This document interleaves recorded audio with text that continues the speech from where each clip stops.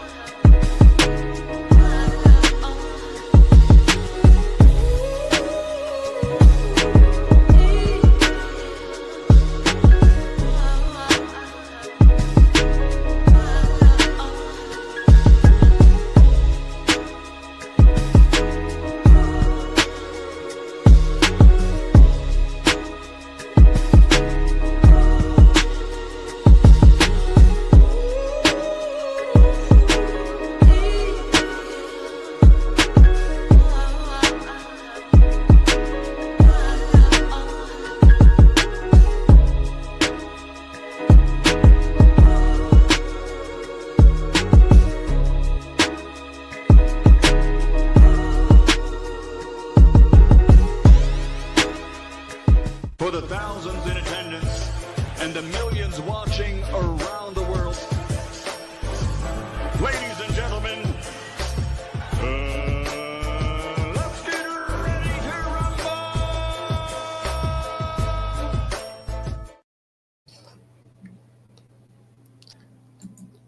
Yeah. What's up, family? This is our boy, Coach Malachi in the building. We back. Super Media Podcast. We back up in here. Let me make sure you guys can hear me. Let me make sure everybody can hear me. See how I sound on the TV?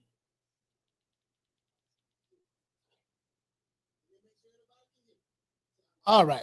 We sound good. We sound Gucci. We sound a little Gucci. Okay, we sound a little Gucci. It is what it is, man. Yeah, man. Shout out to everybody, man. It is what it is. You know, happy Friday. Happy Friday. I know a lot of people happy it's Friday, but I know they like, man, god damn, dog. Motherfucking school. Man, I ain't gonna sit here and lie to you, boys. Listen, 6th grade. I don't know if y'all got any kids in the 6th grade, man, but 6th grade is brutal, bro. Shout out to Philly Fanatic. Yeah, that's 6th grade down here, boy. Hey, that transition, man, god damn, that's 6th grade, man. Shit, it's you know, they be giving the parents homework. You get what I'm saying? That would it be. They be giving the parents homework. I'm like, man, shit, man, you got what I'm saying, man? That shit crazy, man. Like for real though, bro. Hey man, shout out to doggone Bruce Gas in the building. Bruce, what's going on, brother? I saw a post of somebody posted out there with Iran Barkley, man. You know, they said Iran Barkley, he not in good health. You get what I'm saying? So, you know, ain't no telling what's going on with him. He said I got 1 in the 6 and 1 going to the 6. Yeah. Yeah, me and you in the same boat. 1 in the 6 and 1 going to the 6. Yeah, me and you in the same boat. RJ said, I'm blessed, no kids here. Hey, boy, if you ain't got no kids, you should be rich. True. Hey, shout out to Capital. Hey, look here, man. If you don't have any, I don't know how old you are. Listen, I know somebody in their 30s. I know somebody in their 30s that don't have any kids, living from house to house, and broke. True. Shout out to Tony Montana. Salute to you, fam. Shout out to Lions Boxing Media. Bro, you can't make this up. Okay, well, let me get this straight. You ain't got no kids. Check. You 34 years old. Or going on 34. Check. Okay. And you broke, ain't got no money? Check. Wow. True.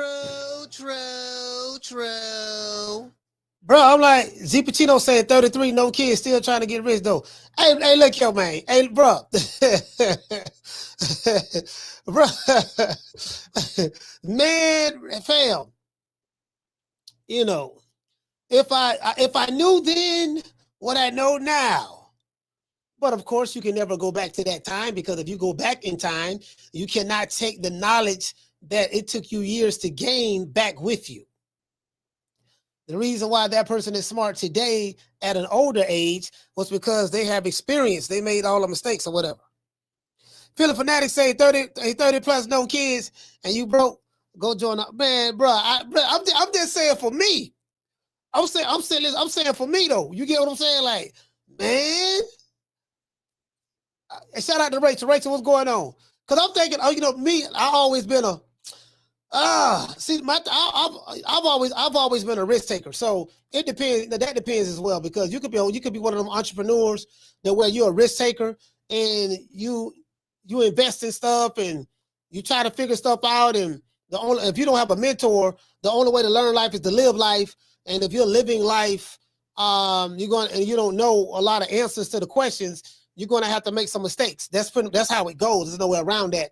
And unless you have a mentor, and the mentor, I kind of be like your guide to make sure that you don't make, you don't do this and you don't do that, and help you navigate down roads that you don't have to navigate down. Don't touch that stove, it's hot. No, man, fuck that. I'm gonna touch the stove. I don't care nothing about that. Dog, I touched that stove. I touched that stove before when I was your age, and it burnt the shit out of me, dog. I had to put cocoa butter on my hands and stuff, and butter. I had to put some real butter on my hands to help with the blisters and stuff. No, man, damn, man, I'm gonna touch the iron anyways. Okay, he touched it, he burned his hand. God damn, man, my hand burnt, man. Why you didn't tell me? I did tell you, you didn't listen. True. So my question, my point to your new up and coming jits, don't be the one to touch the stove. If a motherfucker tell you it's hot, just take his word on it and go do something else. That's all. Man, shit. Oh wait, man. Lord have mercy, boy. If I knew then what I knew now, boy. I said, well, I will say this: if I had a chance to do it all over again, I would do some things differently. If I had a chance to do it all over again, there are most definitely some things I would do differently. Most definitely. You get what I'm saying? Like most definitely. If there were some things that, absolutely.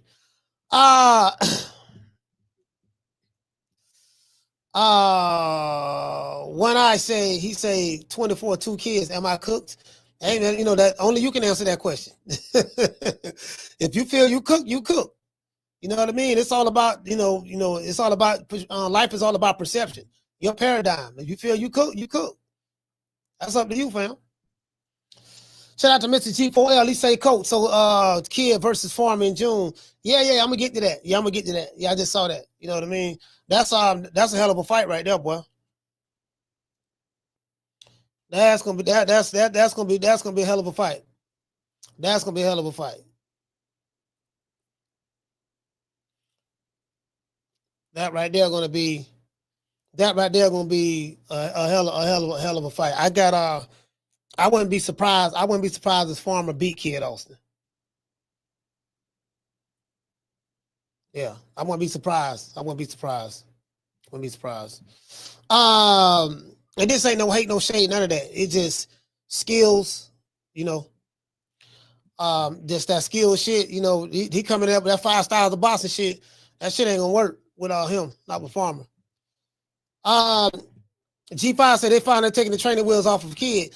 Well, not really. What they're doing is, I think they kind of like teaching them a lesson, though. They're like, no, you know what? You pulled out, you did some bullshit multiple times. We finna throw you the Farmer now. We finna throw Farmer in there. And so this is a sink or swim fight, G5. You're right about the training wheels part, but I think this is more of a punishment. I think this is more of a punishment. Now we finna punish this. We finna punish it. Yeah, we finna punish him. You know what I mean? I'm tired of this shit. I'm tired of Mama Hopefield always talking, saying this and saying that. Fuck that shit. Throw him Farmer. If you know what I mean? Throw Farmer in there. I'm like, oh, when I saw that, I was like, my eyebrows raised. I was like, what? I was like, oh, okay. All right. All right now. All right, fuck around and find out. I think this is a setup fight. I think Oscar doing this. But then too, I don't know if Farmer Farmer may get screwed over. He may get robbed or whatever. I don't know. He may get screwed over. I don't know. You know what I mean? But yeah, man, Farmer. I don't know about that one, boy. I'm like, man, shit. One could argue he beat doggone Sept 2 times, but at least one time. At least one time, maybe. But the way he fought all out serial assault, a pressure fighter who throw punches in different angles and stuff like that, and he was able to drop him twice. I'm like, man, I don't know about that one, boy. Come on, what are you doing? The 5 styles of boxing. You get what I mean? So, shout out to Terry. He said, "What's up, my brother? How you doing?" Hey, shout out to Terry over there on Instagram. What to say, family? Say, "How you doing, my brother? Hit me up if you need me." Terry. All right, you know what I mean? It is what it is. Yeah, listen, you're coming in there with that 5 styles of boxing shit. Get your ass whipped. Should come on. Wait a minute. Listen, don't use, okay, I want you to use the Henry Armstrong style in the first and second round, just to give him a look at it. Then the 3rd and 4th round, I want you to use the Willie Pep style, right? And then the 5th, 6th, and 7th round, I want you to use the Nicolino Loche style. And then the 8th, 9th, 10th, and 11th style, I want you to do that Ali shuffle that I showed you. And then the 12th round, if he's not knocked out, is he still standing by that time, I want you to go back to the Willie Pep style. True. Nigga, yeah. Hey, that motherfucker got all he got there bullshit, Superman. Hey, listen, man, he finna get this boy killed, man. Shit, that 5 styles of boxing shit. Yeah, I know. Listen, I had a homeboy named R.I.P. to Ryan. His name was Ryan. No, his name was Ryan. No, Aaron. Yeah, so R.I.P. to Aaron, right? I had a homeboy named Aaron, right? Aaron, like, he knew karate. This is a true story. He know karate, right?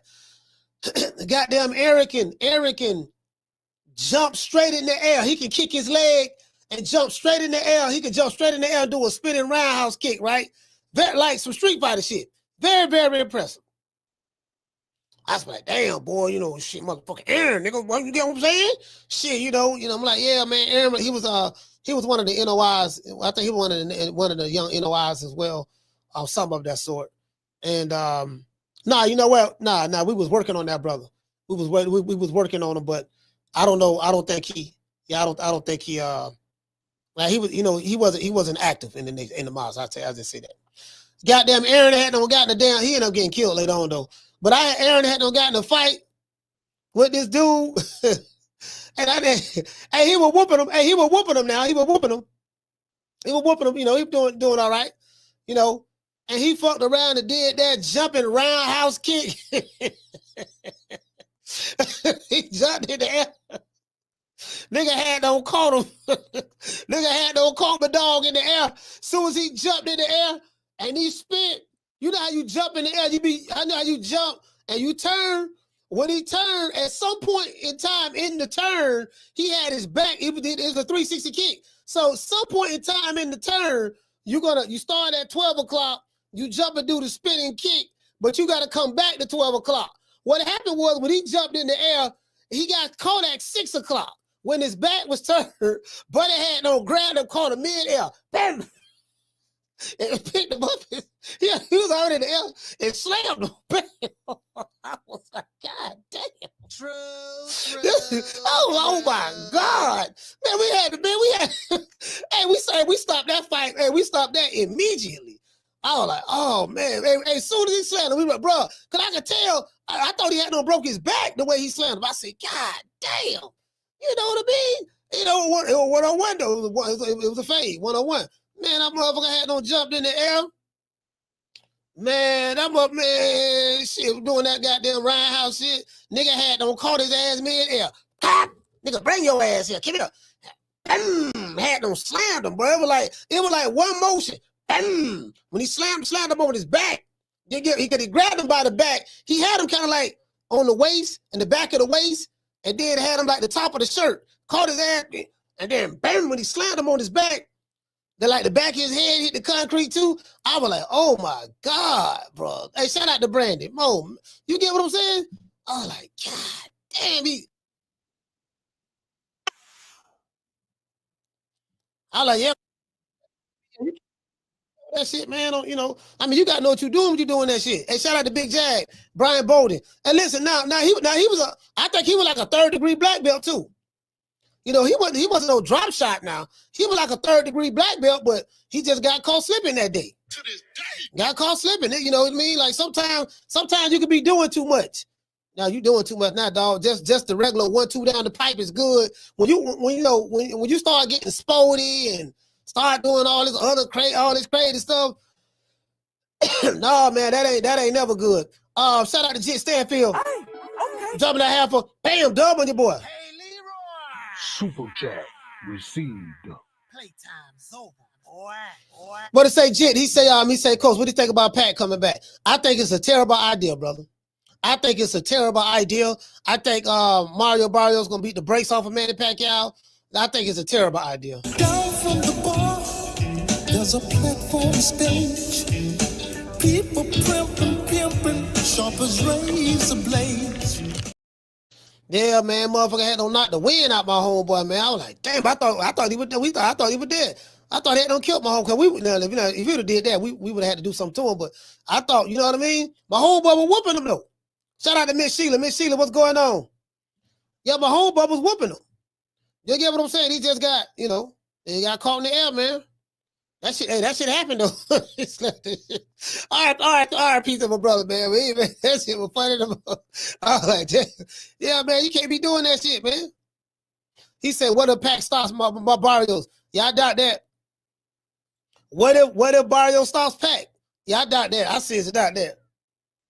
Yeah, I doubt that. I doubt that, fam. Man, that man 46 years old. Did you see Manny Pacquiao in his last fight when he fought Mario? When he fought Dennis Ugas 3.5 years ago? Did you see how he looked that fight? Did you see how he looked when he just had this exhibition that he lost? He really got beat up. He really got beat in that exhibition. Yeah, man. Nah, man. You see, y'all holding on to the name Manny Pacquiao.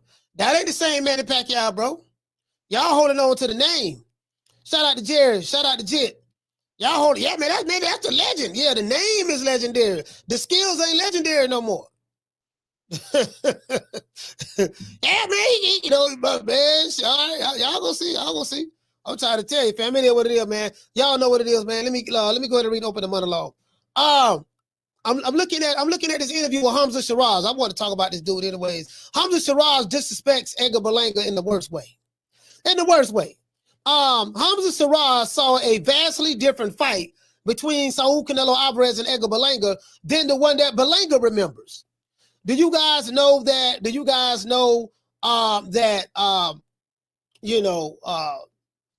Edgar Berlanga, not only that, but Edgar Berlanga when he talks about the Canelo fight. Yeah, I fought Canelo. Like you saw when I fought him. You saw that photo. I stood toe to toe with him. I stood toe to toe like a man. You know what I mean? That's what I do. That's what I do. Puerto Rico. Fat Joe Terror Squad. You saw what I did to him. And it's like, Edgar Berlanga version of the Canelo fight and everybody else's version who watched the fight is different from everybody else's. Do you get what I'm saying? Like Edgar talk like, hey, shout out to Anthony. Edgar talk like it was a Marvin Hagler, Johnny Beast Mugabe type fight.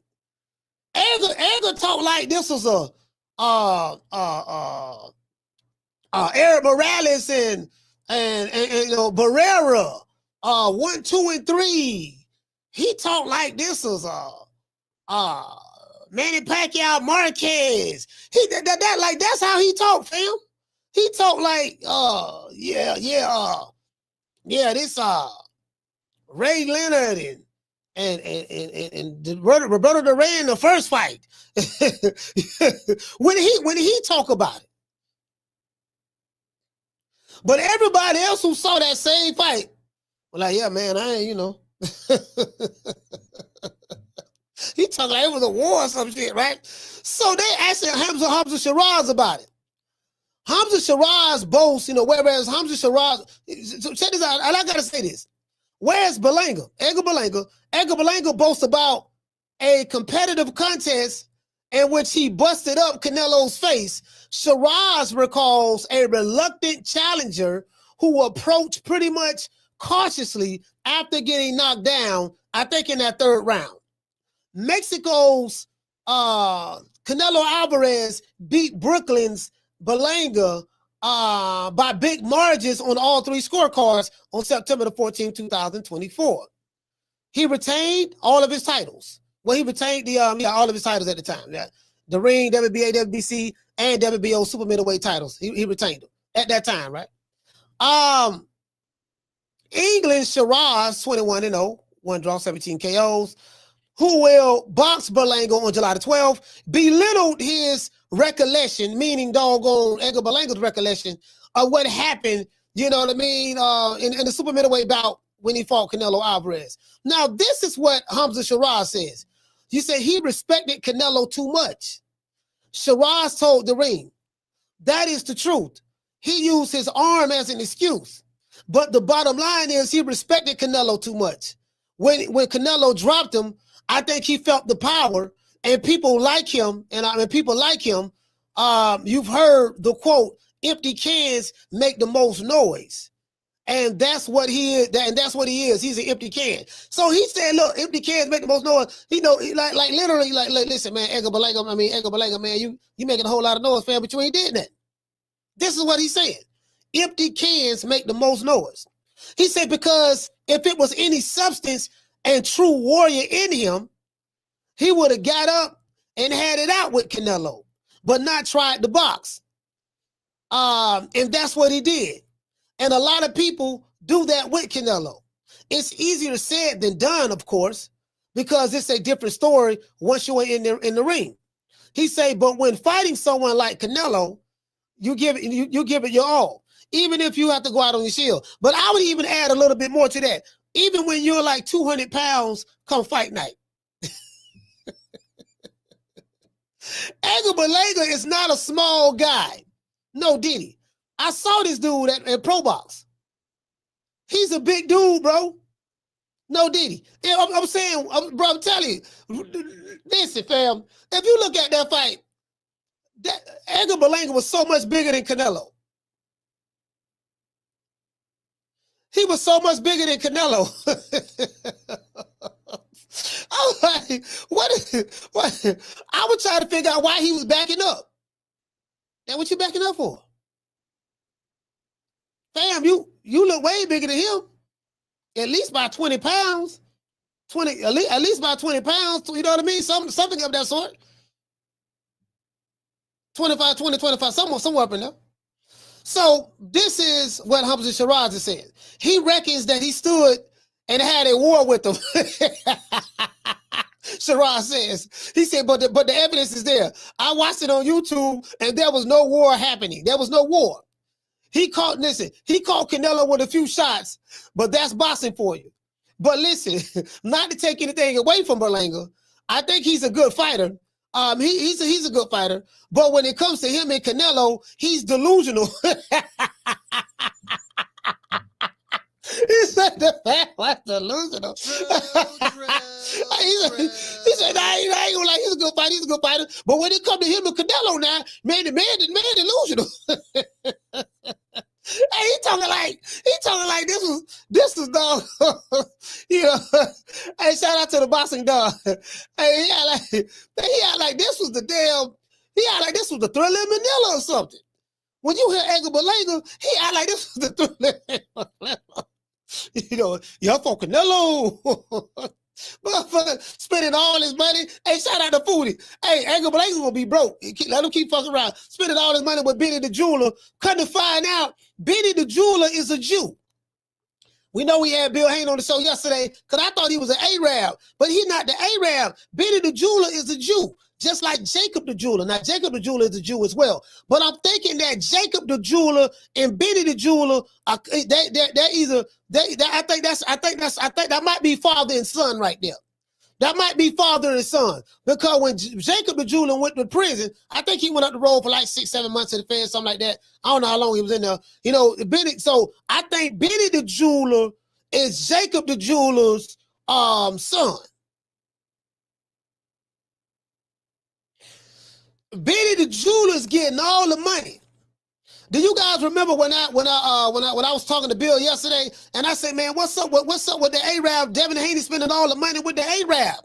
Y'all ain't got no brothers who can make who make customized jewelry. Why they spending all the money with the Arab? He said, no, he ain't no Arab. He said he's a Jew. I said, oh, okay. He said Jacob the Jew. So I called him Jacob the jeweler. Bill said, no, call him Jacob the Jew.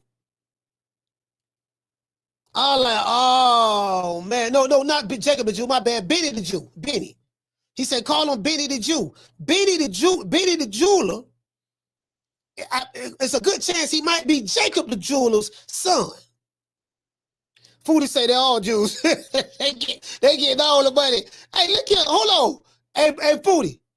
Now I noticed that. Now listen, I noticed that. You know what I mean? The Apple Watch ain't working for me right now. The Apple Watch ain't been working, you know what I mean? It used to be a time where, you have an Apple Watch back in the day, you can pull the tenderonis and the honey dips, right? So, matter of fact, I'm gonna go ahead and do this. I'm gonna go ahead and do this now. Let's go ahead and hear what Edgar Berlanga and Hamzah Sheeraz have to say, right? Today's show is sponsored by Foster's Barbershop. If you are in the city of Tampa and you want to get a haircut, please download the app Booksy. That's BOOKSY. Download the app Booksy and look up Foster's Barbershop, 1923 West Main Street, West Tampa, Florida, 33607. If you want to get a haircut, nice haircut, tiki bar in the back with a tenderoni and serving you drinks. You get to play putt-putt golf in the back as well. You don't have to worry about no long line, no man, no Laquita, no Boquisha. Ain't nobody coming in there trying to sell you nothing. Ain't nobody shooting dice outside. And you want to be in there with the celebrities, go to Foster's Barbershop in West Tampa. Let them know Coach Malachi sent you and get a 10% discount. Let's give our sponsor a round of applause. Yeah, let's do that. Yeah, but anyway, back to what I was saying though, right? So I got to show y'all this because I'm very transparent. Y'all know I'm transparent. So let me show y'all this right quick. Where is that? Where is that? Where is that? Let me see, is it here? Hold on.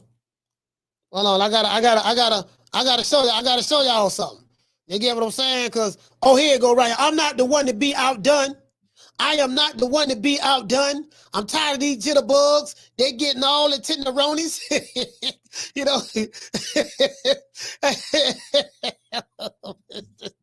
Hey. So hold on. I got to show y'all. I got to give y'all the backstory on this and that. The jitterbugs getting all the tenderonis right now. Well, really, they ain't really getting them.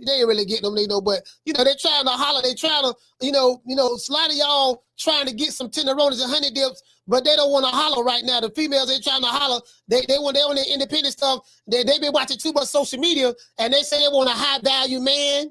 They say they want a baller. They say they want a shot caller, and you don't look the part. So I had my homegirl, Ling Ling hit me up from China the other day.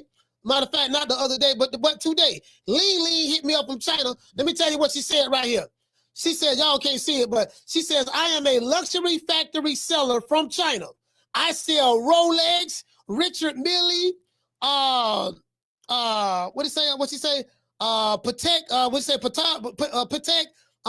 Felipe, Audemars, Piguet's, Hublots, and other brands. If you need anything, please follow my account. So now I got the plug. What I'm going, so here she go, this my. Yeah. Right there now, she sent me a message personally. She reached out to me. You get what I'm saying? Audemars, you get what we got. You feel me? She reached out to me personally. So now I ain't gotta go. I ain't gotta go through, you know what I mean? I ain't gonna have to go through. See that's the blue balloon right there. I ain't gotta go through Benny Jacob the jeweler or Benny the jeweler or whatever it is. You get what I'm saying? I got my place. You get what I'm saying? Yeah, you feel me? Yeah, that's how we doing. I'm finna get all iced out. So anytime you jitterbugs you want to look the part, get a starter kit. You know what I mean? Get a start. You want to get a Rolly or Audemars. Or you get what I'm saying? You feel me? I got the hook up. Y'all hit Coach up. Send me a DM. Send me a DM on Instagram. Look me up on Coach Malachi. Coach Malachi. Just go to Coach Malachi. Go on Instagram. Look up Coach Malachi. I got you. True. Hook me up. True. Hit the old boy up. I got you. Hey, that's what the rappers get. They watch it from anyway. What you think, Jacob the jeweler? What you think, Benny the jeweler selling y'all some real stuff? Nigga, Benny done went to China too. What you think Benny got all that? Benny done went to China too. Yeah, hey, Edgar, what's going on? Hey, man, I got a custom piece for you, baby. Terror Squad, I got the TS. You need to see this here. I got Audemars, it's gutted out. I got it gutted out. With pink diamonds. There's only 2 people in the city got pink diamonds. That's Donald Trump and the mayor. That's it. Nobody got it. You'll be the first one with pink diamonds, custom made pink diamonds. Straight from China. Straight from Timu. Sierra Leone. Yeah, yeah, I got you, baby. I got you. Yeah, hey, what's up? Hey, coach. Yeah, what's up, Edgar? Yeah, man, don't worry about it, baby. We finna go to Benny. He finna hook me up again. He got another iced out pink VVS diamonds. I said, he got you another one? Yeah, he got another one. He better break me with him. I'm gonna tell him. I say, hey, look. I say, look here, man. I say, look here, man. I say, look here. Hey, look here, man. Look, that's that same watch. That's that same watch they got on Temu, dog. I'm telling you, dog. I was looking at that watch. Don't buy that watch. How much he said it to you for? You know what he told me? He said this watch. He said for me, he gave me a light 150, a light $150. $150, what, $1.50? No, $150? No, what, $1.50? What are you talking? $150,000, $150, $150. You get what I'm saying? You heard? So you don't know what $150 means? Nah, I ain't never had all that at one time. Yeah, don't worry about it. You hanging with a rich nigga now. I'm Edgar Berlanga. You hanging with a rich nigga. I'm gonna help you out, coach. I'm gonna educate you on the rich terminologies. All right, for sure. So let me get this straight. You gonna pay $150,000 for that for a watch. I saw that same watch on Temu, fam. You show about it. You get that same watch for $60 on Temu. We can get the diamonds. We can get the pink shit. What you want, pink BBL diamonds? Yeah, let's just get the watch from Temu. You get what I'm saying? And then I know some niggas. Hey, shout out to John. Hey, ride this nigga, ride this motherfucker. Shit, bro. Hey, shout out to Philly for that. Hey, Philly. Hey, Philly. I'm just saying, fam. Yeah, man. That nigga sit around this motherfucker, man. Dog, man. Shit, hey, listen. Goddamn Lean had don't hit me up in the DM. She had don't hit me up in the DM, fam. Y'all see what it is? Shit, I got a plethora. Of watches I can get, and I'm getting it straight from the plug. This coming directly from China. You don't get no more connected than that. What kind of shoe is it? What is it? Oh, okay, all right. I can get me some of them too. All right. Hey, okay. Oh, listen, I don't know what kind of shoe it is. They look fancy though. Hey, do anybody know what kind of shoes this is right here? Oh, Giovanni's. Oh, I got them for to get me. Oh, no, not Giovanni. Da Vinci? Oh, I said Giovanni. I said Giovanni. Okay, I got Da Vinci's, baby. I got Da Vinci's. You get what I'm saying? I'm just saying, yo. I gotta step my game up, fam. True. Yeah, I'm gonna get me old. I'm gonna get all that crazy shit. I don't know how to pronounce. I don't know how to pronounce that shit. I'm from West Sample, fam. I'm from Main Street. We don't know nothing about no damn Da Vinci's on Main Street. I got Da Vinci's. You get what I'm saying? Hey, that's all I'm saying, man. Right now, y'all hook the old boy up. I'm gonna start me old stuff. Nice purse. Oh, yo, hold on now. Listen, you know what I mean? You feel me? This my plug. This my plug right here. This my plug right here, fam. Louis, we got Louis V right here, baby. Nice handbag for men. If you're a man and you looking for a nice purse, we got one for you. No. Oh, that's the Louis V bag. Okay, no, that ain't the purse. That's the Louis V bag right there. Okay, I thought that was the purse. Yeah, you just holler at old coach. Holler at the old boy. I got you. I got you. I'll get you right. I'm gonna get you right. I gotta look out for the family now. gotta look out. I gotta look out for the you get what I'm saying? I'm gonna look out for y'all. I'm gonna look out for y'all. The members get the discount first though. The members get the if you're a member, if you want to get the hookup, become a member, I got you. True.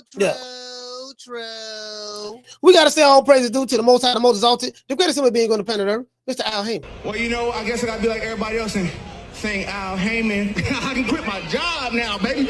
6 figures, baby. You feel me? But a name. Do you have a name?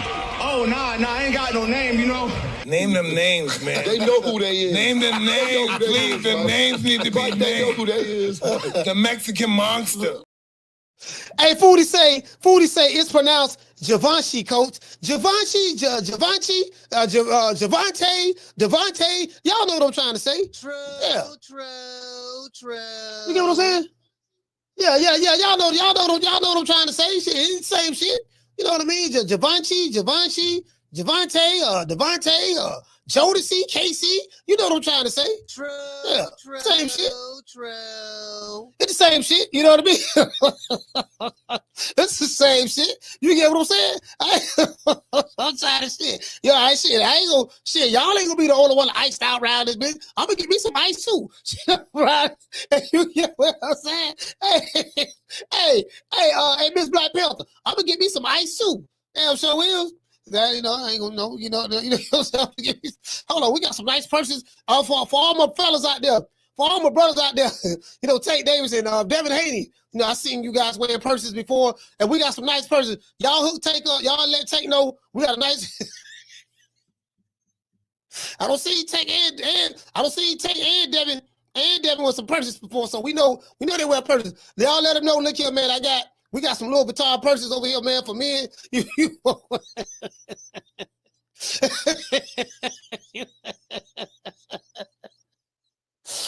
got some Louis Vuitton purses over here for men. You get what I'm saying? I just, if that's what you into, again, we ain't gonna judge. We don't do no judging now. We don't do no judging. That's what you want to do. You know what I mean? You dig? Hold on, look, we got another purse right here. Yeah, we got another purse. We got another purse right here too now. Now we don't trick these niggas and told these niggas that these are bags, but this really a purse. This really a purse. But anyway, yeah, you know what I mean? So yeah, we got another purse right here. Yeah, this kind of like a purse and a backpack cross. This like a purse you wear on your back. It's a purse, but you wear it on your back. You get what I'm saying? So, but don't tell nobody I told y'all that. Let's see what else we got. Shit, we got shit, you know what I mean? Shit, nigga, I'm finna. Shit, $100. Shit, $100 straight from China. Shit, I can get. Well, I can get what? I can get about 4 watches. So Givenchy, what Foodie say? She says it's called Givenchy. What Givenchy, whatever, Devontae. Yeah, I can get $100. I can get about 4 watches. All the malls. I can get about a Rollie. Shit, I can get They still got them tears, right? They still got them tears. I probably got to pay a little bit more money. They still got them tears. But anyway, it go. I can get it for the low. True. Either way it go, I can get it. Either way it go, I can get it for the low. Shout out to Dr. Umar Johnson. Shout out to the Tenderonis, the PYTs, and the Honey Dips, and the Snow Bunny. See your eyes shine, she's my Snow Bunny, please. In the winter lights, so she's my sweet Dr. Queen. Talk to my nose, this lover's got is so raw. Make you move, stepping out of control. Turn it up. It's me against the light. Snow Bunny. Moving on the bar. Everything's alright. Got that smooth soul feel. No, that's next to the law. With my Snow Bunny love. Been party by the night. See your eyes shine, she's my Snow Bunny, please. In the winter lights, so she's my sweet Dr. Queen. Talk to my nose, this lover's got is so raw. Make you move, stepping out of control. Turn it up. It's me against the light. Snow Bunny. Moving on the bar. Everything's alright. Got that smooth soul feel. No, that's next to the law. With my Snow Bunny love. Been party by the night. Hey, you know what? Hey, I remember I was younger. I don't know if some of y'all, I don't know how old some of you are in here, but I remember I was younger, right? And my mama, we was poor, right? So My mother, she worked at a company called Variety Seafood, right? And it was a shrimp packing factory. This was before they had like a lot of the automation that they have right now, but it was a shrimp packing factory. So you put the shrimp through a machine, and I think it take the shell off. Hold on, y'all bear with me one moment. I gotta blow my nose right quick.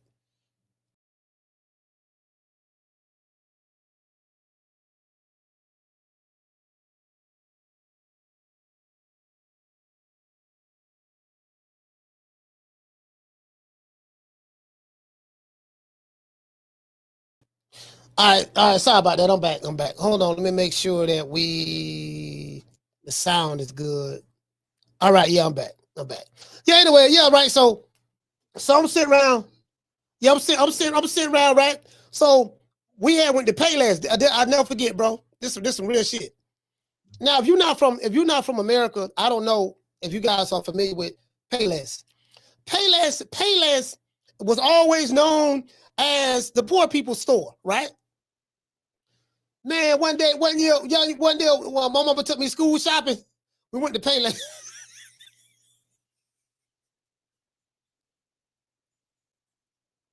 We went to motherfucking Payless, dog. My nigga, I was so embarrassed. I was like, damn, right? Bro, this is just a true story. Like this me leaving the 7th grade, going into the 8th grade. Hold on, was that no, that was me going, was that me? I think that was the 7th grade.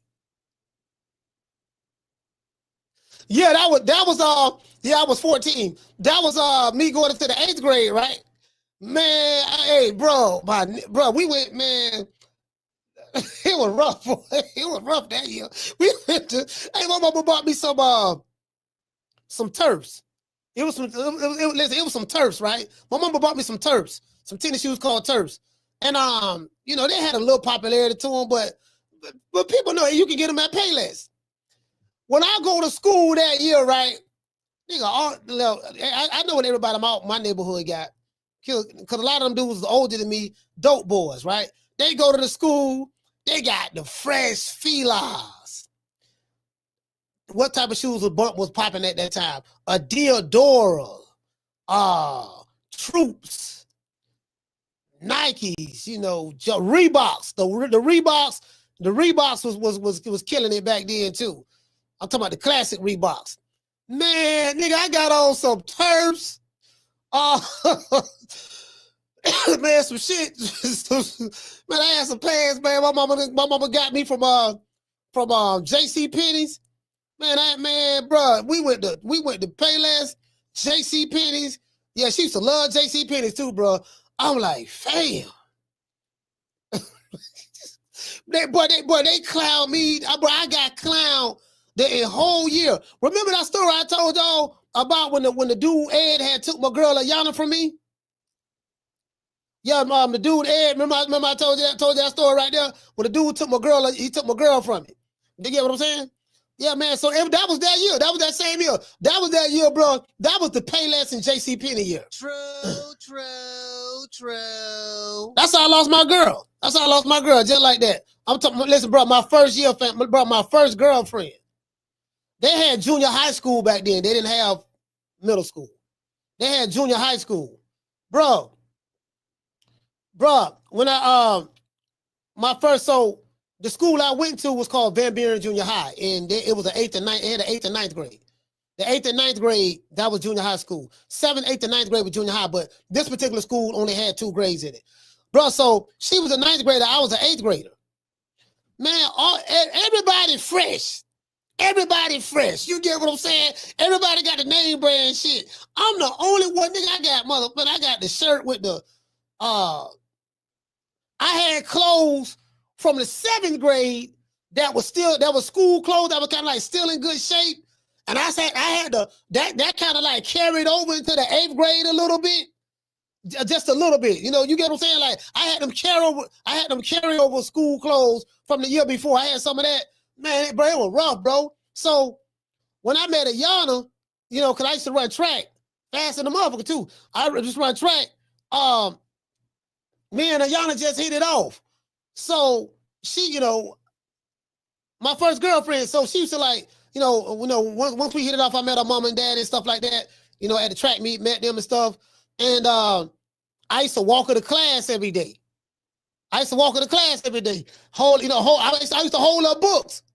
Little did I know, niggas was trying to knock my girl. They, trying to holler at my girl. I didn't know that. So, I'm walking with Ayana, you know what I mean? The bell, I'm walking to class with her holding the books. When the bell rang, let the class out. I leave my class, run downstairs, meet her at her locker, and then walk her to her next class, right?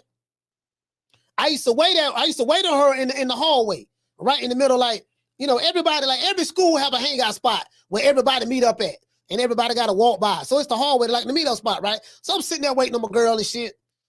Man, I see my girl, but she walking with this nigga named Ed. Ed, old tall nigga too. Ed about 6'1", right? Bro, she got her left arm locked around his right arm. Her left arm is locked around his right arm. He like this here. And she walking looking straight. When she normally will come over there where I'm at, and I walk in the class. She walking looking straight. Ed looking at me like this, me mugging me like, got me like,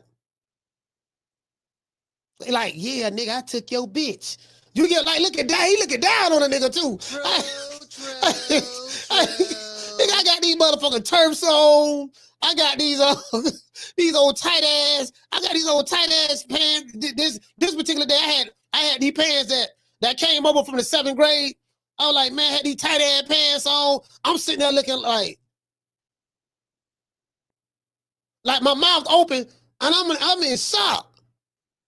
You get what I'm saying? They walking by, this nigga mean mugging me, my girl looking straight, and bro, and I got two of my homeboys. They like, damn dog, why she walking with Ed? So I'm fucked up. Walk my girl to class, bell rung. I run the social studies class, I can't even focus. This was the longest 55 minutes ever. And so when the 55 minutes is over, when the bell was on, class was over, right, I ran down to her locker because I know that's what she always go at. That's her routine. We've been doing that for the whole time we've been together that year, right? And I said, Yana, baby, why you walking with Ed? She had no open up. She ain't say that. She had no open her locker up, got her books, closed it, and then she just looked at me. She said, I just don't want you no more. The nigga Ed had no right when she said that. He had no walked up like a few seconds after that. Took my girl books, put it in his left arm, locked arms with her, and he looked at me like this, walking off with my girl, dog.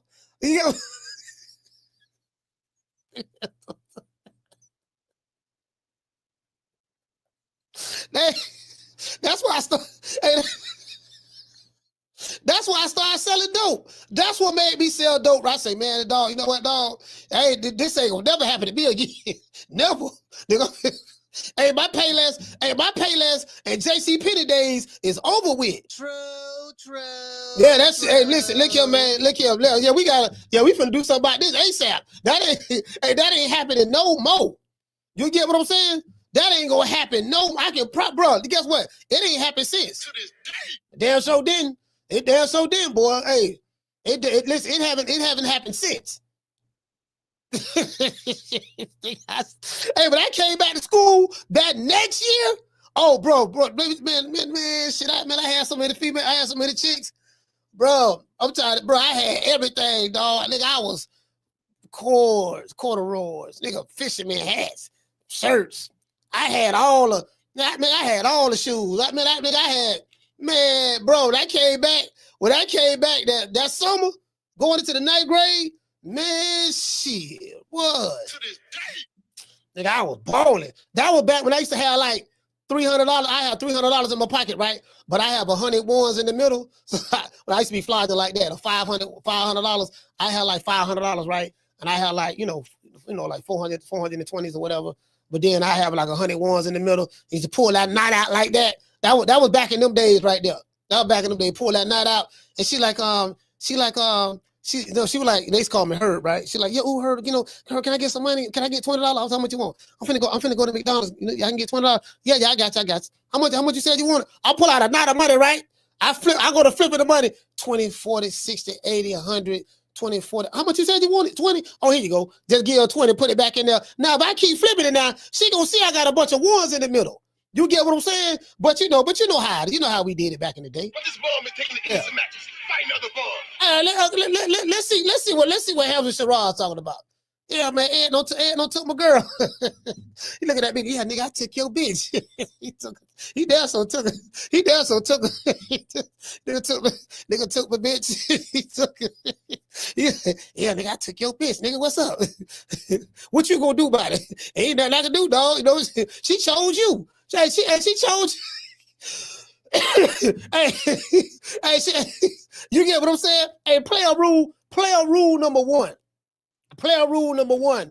If you lose your girl to another dude, she was never your girl in the first place. Now, I run every kind of bitch, every kind of place, and I know one thing. When it comes down on you, you either collectivize or you run like a solitary rat. Yeah, man, if you took your girl, man, she was never your girl. Because if she was truly yours, no one can never take her. Because she's yours. She's your possession. Anything that truly belongs to you, no one can never really take. Like that. You get what I'm saying? So, Anyways, let's get into it.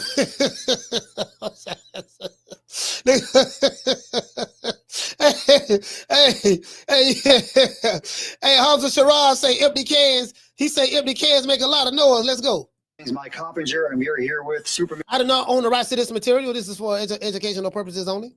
middleweight contender Hamzah Sheeraz. He's going to be making his super middleweight debut July 12th against Edgar Berlanga here in New York City. Hamzah, thank you so much for being with us. Thank you. First off, I think it's amazing. We see a lot of fighters when they move up in weight, they really kind of dip their toe in the water, right? Yeah. Take a couple of easy fights first. Not you. Why take on such a tough fight in your first fight at 168 pounds? Because why not? Look at the position the sport of boxing is in today. I think if I moved up to 168 and took a easier fight, it'd be doing the sport injustice. And I'm not here for that. I'm here to put it all on the line, entertain, and just, bring fireworks. Yeah, it's refreshing for sure. It's great for the sport. None of us want to see these easy fights where we know who's going to win. And not just your first fight at 168 pounds, but you're coming off the first blemish of your career. Not a loss, but that draw to Carl Sadamas. And again, fighters in your position, rising stars, a lot of times when they're coming off a loss or hold on. they take an easy fight first. You're fighting Berlanga, big puncher. And not only is he a 68 pounder, he looks like he could fight at 2. I think he was like, looks like a heavyweight. Yeah, he's a big guy. I think Canelo Alvarez was commenting on that. Yeah, you get what I'm saying? So listen, again, when he fought Canelo, Edgar Berlanga was about damn near 200 pounds, bro. He was about 200 pounds. I'm like, man, shit, you that big, what you backing up from Canelo for? You had a face-off with him a couple of times now. You had a face-off at the press conference. You had a face-off at the May 2nd Times Square show, and you guys got into it. What do you think? Is it nervous energy from him? Is it confidence? I think it's a delusion. I think that's what it is. He said it's delusion. He said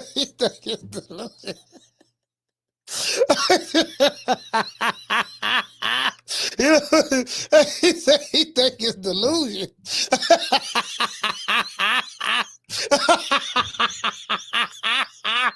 He said I think it's delusion.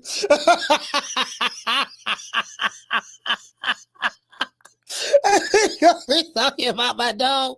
He ain't gonna be talking about my dog Edgar Berlanga like that neither, man. I think he thinks that it's going to be a very easy fight for him. I think he genuinely believes that. And that's where he's wrong. He'll be telling you otherwise. No, I take him seriously, etc., etc. You hear it all the time from fighters, but it's my 23rd fight now. I can confidently read fighters, and I can read it in his body language. But it's probably the worst thing he can do, to be fair. It puts me in an even more powerful position. I know it's going to do my thing, and then when I turn up July and get the win, it's not going to be no surprise to me. But I think in terms of him and his career, it's going to be a massive shock. I imagine this is great for you, though. You don't want to fight somebody that's talking nice to you and it's some boring promotion. You fought a guy in Carlos Adames who doesn't really speak much English. Now you have Edgar. Should have been. But now it's there. It's there. You can see it when we're facing off. You can see it when they're talking. But then at the end of the day, life is about taking risks. Great things happen from taking risk. If you look at all the most. That's true. Like, the great things do happen by taking risks. Sometimes you got to go out there on faith sometimes, Most kind of successful people in life, that's what they say. They don't play it safe, take risks. And that's what we're doing here, taking a massive risk. But to me, a very calculated risk. And we all know in boxing, right? You're earmarked for stardom for a good reason. Look at the dress. It's always been a dream of mine since a young kid. July 12th is the first stop. It gives me the opportunity to do that. So I definitely be training as hard as ever. Not just you and Edgar Berlanga in the main event, we also have a second main event. Sense of competition. Because the same thing I said to you last time, we have two big punches. And like I said, no disrespect to Shakur. Listen. Hey, you know what? Hey, I just thought about it. Hamzah Sheeraz got some knockouts too, though. Just refines. Do you see this as really a crossroads fight? No, it is, and I think that's what makes it more appealing as well, because you've got kind of two completely different ends of the spectrum. And like I said, we both punch, so you think I'm bigger than him. So yeah, I think that's going to be a healthier weight. It's definitely going to be entertaining. We're about 2 months out now. I'm assuming you're about to start training camp with Andy Lee and I've started already. I'm gonna just say that it's above 200 pounds, but you don't have to say, of course. You're close. All right, so first fight with Andy Lee, former world. I've done a solid week's training with him. The man said Edgar Berlanga's delusional. And I'm getting taught a lot of things. It's like it's very, very basic. You're training your wrestlers and games and happy days when you're with. I knew that changes had to be made, but it was just about identifying which changes, things that I won the fight. But I get the argument. For sure. I'm getting chin checked as well a few times. Maybe I can. And Berlanga's another one. His resume, not very, it's not like it's littered with big names. He had those 17 first-round knockouts. Yeah. And then he stepped way up to fighting the biggest star in boxing, Canelo Alvarez. Yeah. He tried saying he went toe-to-toe with Canelo. You said that was anything but. What was your take on that fight? He respected Canelo too much. Hey, what kind of question? He stepped way up to fight. Big puncher. If I'm Edgar Berlanga, when I see Mike Carpenter, I'm stepping to him. Hey, Mike Carpenter, he kind of like dissing. He kind of like shading the Puerto Rican assassin. He kind of like shading him on the slide. Listen to this. Listen to this, fam. So now moving forward, I know that not that I want to stand there and take punches on the chin, but I know that if need be, I can.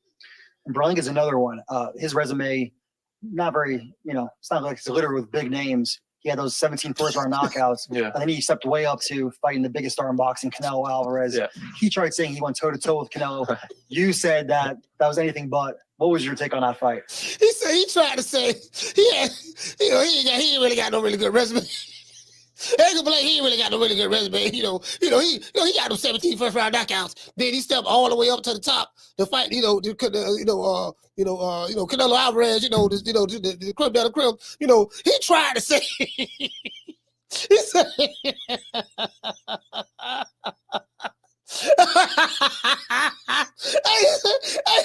shout out to Green Ass Me, shout out to Tila. Hey, Tila, he tried to say that. Hey, Brandy, he tried to say he stood toe to toe. Hey, we gotta pull up. We pulling up. Hey, shout out to Daniel. Hey, we pulling up, dog. He tried to say, man, he went toe to toe. Facts. Facts. Hey, those are facts though. Those are facts. He did say that. He respected Canelo too much, and that's the truth. That is the truth. He used his arm as an excuse, etc., etc. But the bottom line is he respected Canelo too much. When he got dropped, I think he felt the power. And people like him, we say. You've heard the quote, empty cans make the most noise. And that's what he is. He's an empty can.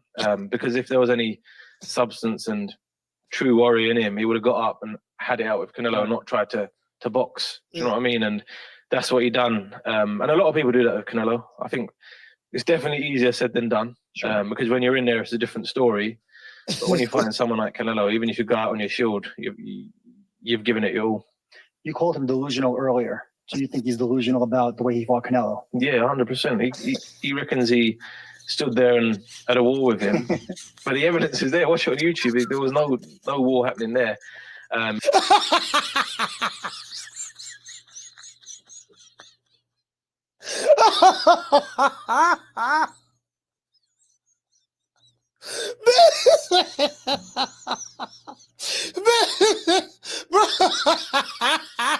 Hey, bro, the shade, fam. It's the shade. Mike Carpenter is he's giving these lead on questions like he's giving the man perfect layout. Mike, it's the shade, bro. It's the shade for me, man. What kind of journalism this is? Earlier, do you think he's delusional? It's definitely easier said than done, because when you're in there, it's a different story. But when you find someone like Canelo, even if you go out on your shield, you've given it your all. You called him delusional earlier. Do you think he's delusional about the way he fought Canelo? Yeah, 100%. He reckons he stood there and had a war with him, but the evidence is there. Watch it on YouTube. There was no war happening there. He caught him Canelo with a good few shots, but that's boxing for you. That's boxing for you. But listen, not to take it away from Edgar, I think he's a good fighter. I think he's a good fighter. But yeah, when it comes to him and a Canelo, he's definitely delusional about that. Yeah, Edgar's a very good fighter, very confident in the ring, big puncher. Did have, regardless of the opposition, did knock out 17 guys, I believe. He said, regardless of the opposition. He said, it's the shade. It's the shade. He said, regardless of the opposition, he did knock out 17 guys.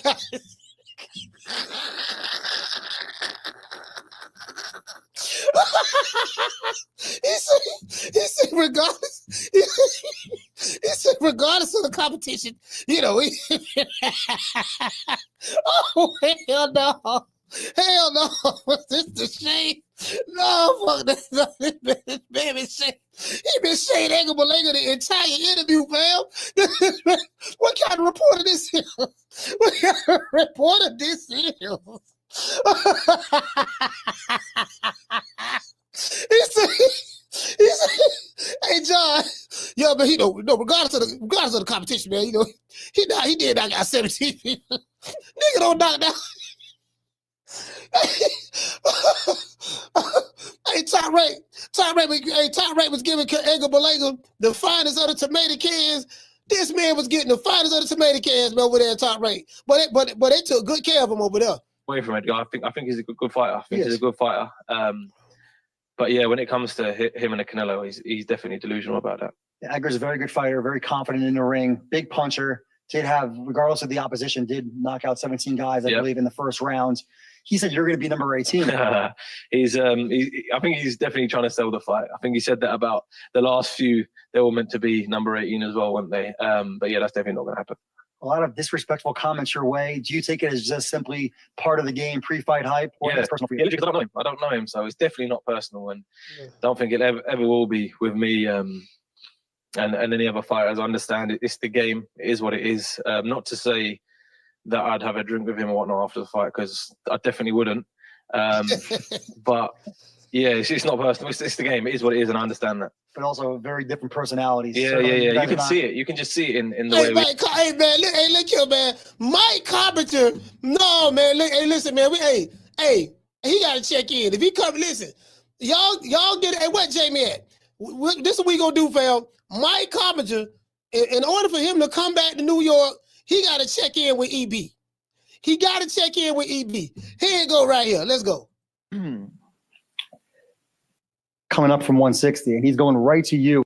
This superstar status, I say that all the time. The New York City, July 12th, against Hamzah Sheeraz, the main event of Ring Magazine 3. Edgar, thank you for being here with us. And you're right back in another big fight, the way you want it. It's been a heated promotion, mostly pushed by you. Tell me, is this just pre-fight hype, or are you trying to get under his skin? Nah, this is real, man. It's a real fight. You know what I'm saying? So I'm bringing that energy. Why Edgar Berlanga looking like that, man? Why he looking like that though, man? I don't see the killer. I don't see no killer in his face right here, man. You get what I'm saying? Like, why it look like he looking? Why he looking? You get what I'm saying? Hey, shout out to Mr. G4L. He looking kind of real pious right here. You know, he don't look too.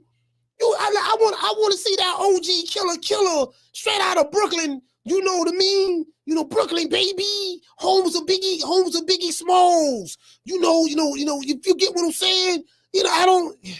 Anyway, let's go. Back home, July 12th. And I'm ready to look to show out, to shine like a star, superstar status. I say that all the time. And that's what's going to happen July 12th. Yeah, and you said he's going to be. He say superstar status. Edgar Berlanga, superstar. Benny the jeweler don't hook them up. He got some nice drip on. He got some nice drip. He got, he got the 3 carat stone and the 5 carat in one ear. He got 8 carats on one ear. 8 on the other ear. He got 16 carats between 2 ears. You know, he iced out. You know what I mean? He got the Audemars, you know what I mean, on one arm, the Rollie on the other one. He got the 1-in-1 ring, diamond ring. Then he got the championship ring on the, you get what I'm saying? Like we iced out, baby. What, 18? Number 18 for the first round knockouts? Yeah. Why so? He comes to fight, first round, he's going out. Bad. Super bad. You guys are both really big guys. I know he's coming up from 160, and he's going right to you in his first fight at 168. Is that a mistake? Super. They feeding him to the line then, yeah. But I'm gonna be honest. They only doing this because they told him if you beat him, if you get by him, we giving you Canelo. Mm-hmm. So he had no option but to take. That's what I was just telling him. I said, you had no choice but to take this fight, bro. He's like, oh, I'm coming to your hometown. I'm coming to your backyard to fight. You don't. I said, bro, you was forced to do this shit so you could try to get the Canelo fight because they promised you that fight. You know what I'm saying? But other than that, man, I'm going in there. I'm looking to hurt him. Speaking of Canelo Alvarez. Okay. So they promised him that fight. So the winner. So is it safe to say that the winner of this fight can potentially? If Hamzah Sheeraz win, he will be the one that get the fight. But if Edgar Berlanga were to win, the Puerto Rican assassin, that's who I'm riding with. You know, it's a possibility that he can get that that Canelo rematch. Shout out to Trey. Hey Trey, what's going on, fam? We can get that Canelo rematch. You get what I'm saying? Run it back. One more again. Biggest star in boxing, of course. You're coming off that fight with him last September, and this is gonna be your first fight in New York since that fight. How much of a bigger star do you think you are now? 10 times more bigger.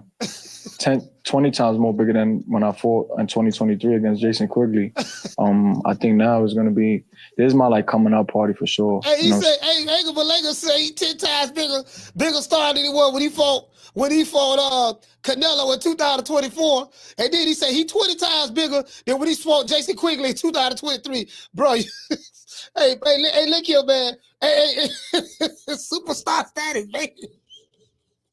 Hey, Miss Connie, superstar status, baby. You get what I'm saying? We got baguettes. We got superstar. This motherfucker right here, man. This motherfucker. Bro, Edgar Berlanga, fam. Bro, this is the motherfucker. He 10 times more bigger, baby. You know what I'm just saying? You join. Where the got this thing from? Oh my God. Hey, here we go right here. I'm just saying, baby, that Edgar Berlanga gonna be the only one iced out, baby. I'm finna get me some drip too. You know, straight out of the factory of China. You get what I'm saying? I'm finna get me some drip, baby. You know, Audemars, Rollies. You know, you get what I'm saying? I'm iced out. Listen, it's whatever. You know, listen. For all the ladies out there, all the fellas out there, you want to get your lady something nice. You know, you want to get your lady something nice. Here you go right here, baby. Straight from Temu. You get what I'm saying? You know what I mean? You know, straight from Temu, you get your lady something nice. Get her there for Valentine's Day. You know, Valentine's Day passed by already, right? Yeah, I think Valentine's Day passed by. I forgot about it. Anyway, but yeah, you get her something for Mother's Day or some cheering, or something or whatever day it is. You can get her this here. Whatever day. Y'all know what I'm trying to say. Whatever day you can get it at there. You get what I'm saying? Saying this is like, all right, Berlanga's back, you know, back with better everything. You know what I'm saying? I feel like everything doubled, you know, everything in my career, stardom, money, my IQ, everything, man. You know, I gained a lot of experience from that Canelo fight, for sure. You know what I'm saying? This in 2023 against Jason Quigley. I think I'm going in there. I'm looking to hurt him. Speaking of Canelo Alvarez, biggest star in boxing, of course. You're coming up. This is the funniest, bro. This is the funniest interview. This is the funniest interview, bro. Edgar Berlanga, fam.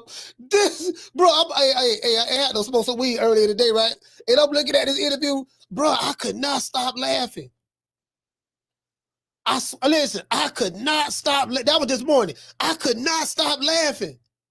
This man, I could not stop laughing. I fight with him last September, and this is going to be your first fight in New York since that fight. How much of a bigger star do you think you are now? 10 times more bigger. 20 times more bigger than when I fought in 2023 against Jason Quigley. I think now is going to be, this is my like coming out party for sure. You know what I'm saying? This is like, all right, Berlanga's back, you know, back with better everything. You know what I'm saying? I feel like everything doubled, you know, everything in my career, stardom, money, my IQ, everything, man. You know, I gained a lot of experience from that Canelo fight. And, you know, I know that, you know, something is in the works right now where I know, you know, when we get past this guy, I'm probably going to have to knock out Munguia, and then we could probably get that Canelo fight next year. Yeah, and look, obviously the guys that you knocked out, those 17 first-round knockouts, weren't guys on your level, but still incredibly impressive. Not many people. Come on. If it was that, bro, if it was easy, everybody would be knocking people out in the first round. Everybody, you know? So they could say what they want. But one thing for sure, we never grabbed a guy that was selling oranges or working in Walmart or UPS driver. Right. You know what I'm saying? We didn't grab none of those guys. We grabbed legit fighters to try to get me rounds.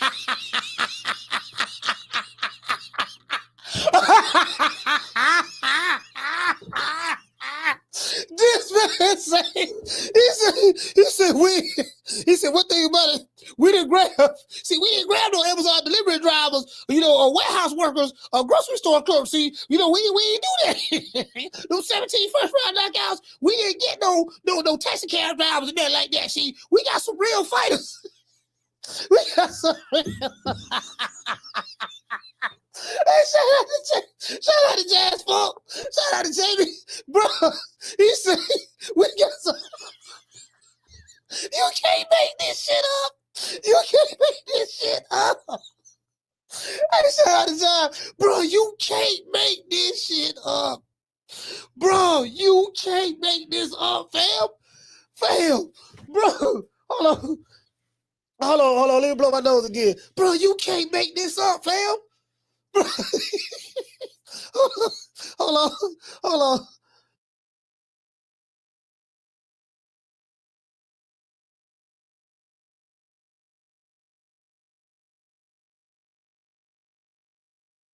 Hey, the man, hey, you can't hate this shit. He said we got some real fighters here. The fuck? What the fuck? Hey, well, that's news to me. Like, no 17 dudes who knocked out in the first round. We ain't getting no. If it was that easy, everybody be doing it.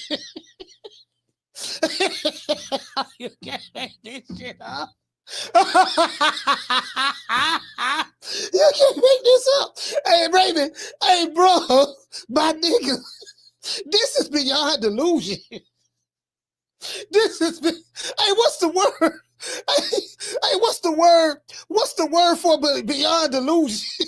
This is beyond delusion. This is what word that is. Whatever word come after delusion. Whatever word come after delusion. That's what Edgar Berlanga is suffering from. Whatever word come after delusion.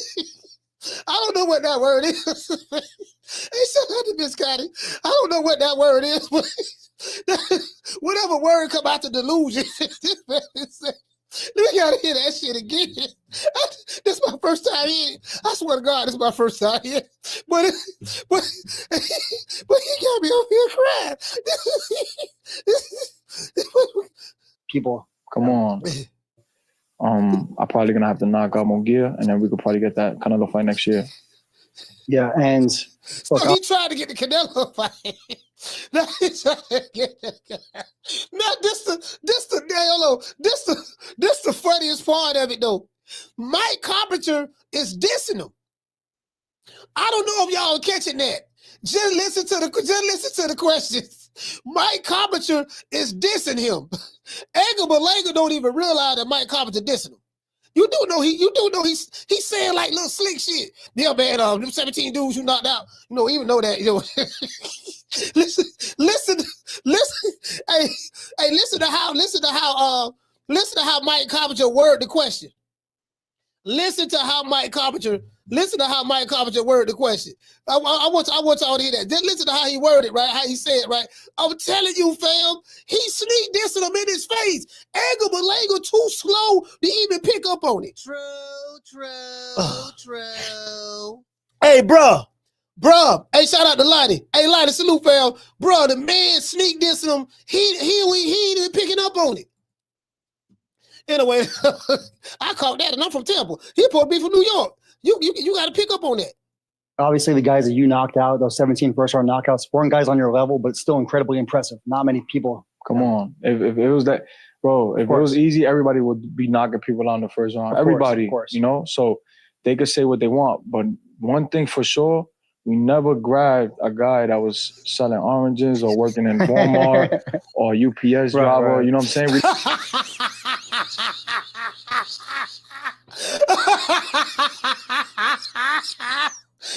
We never grabbed a guy.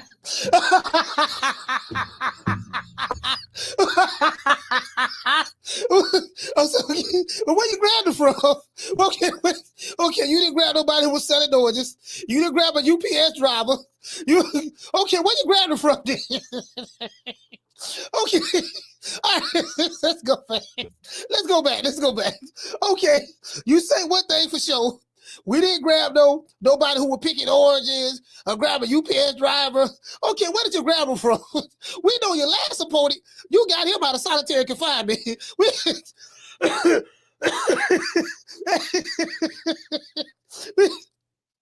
The last opponent was on parole. The man had an ankle monitor on his leg. His parole officer was with him. He was in the halfway house. The man did 10 years. He did 10 calendar years. He did 10 calendar years inside of solitary confinement. Oh my God. Oh my God. This dude is beyond. This is beyond delusion, fam. I swear, hey, bro, I've been watching boxing a long time. I have never seen anything like this before in my life. To this day. Bro, I have never, ever seen anything like this in the sport of boxing before in my life. Never. We didn't grab none of those guys. We grabbed legit fighters to try to give me rounds. Hey, I was going to knock them out, yeah. Maybe, who knows? You know what I'm saying? Boxing is not predictable. So, but for me to go out there and knock him out in the first round, it's not easy. No, I remember people were saying Eric Moon was going to give you rounds. Yeah, and I put him out cold, and he thought he was going to knock me out. You know what I'm saying? So, but anyway, I only say that to say that, in my opinion, Hamzah Sheeraz is the second best opponent on your resume after Canelo. Do you agree? I mean, I don't know. I don't think so. I think he's a C-level fighter. I'm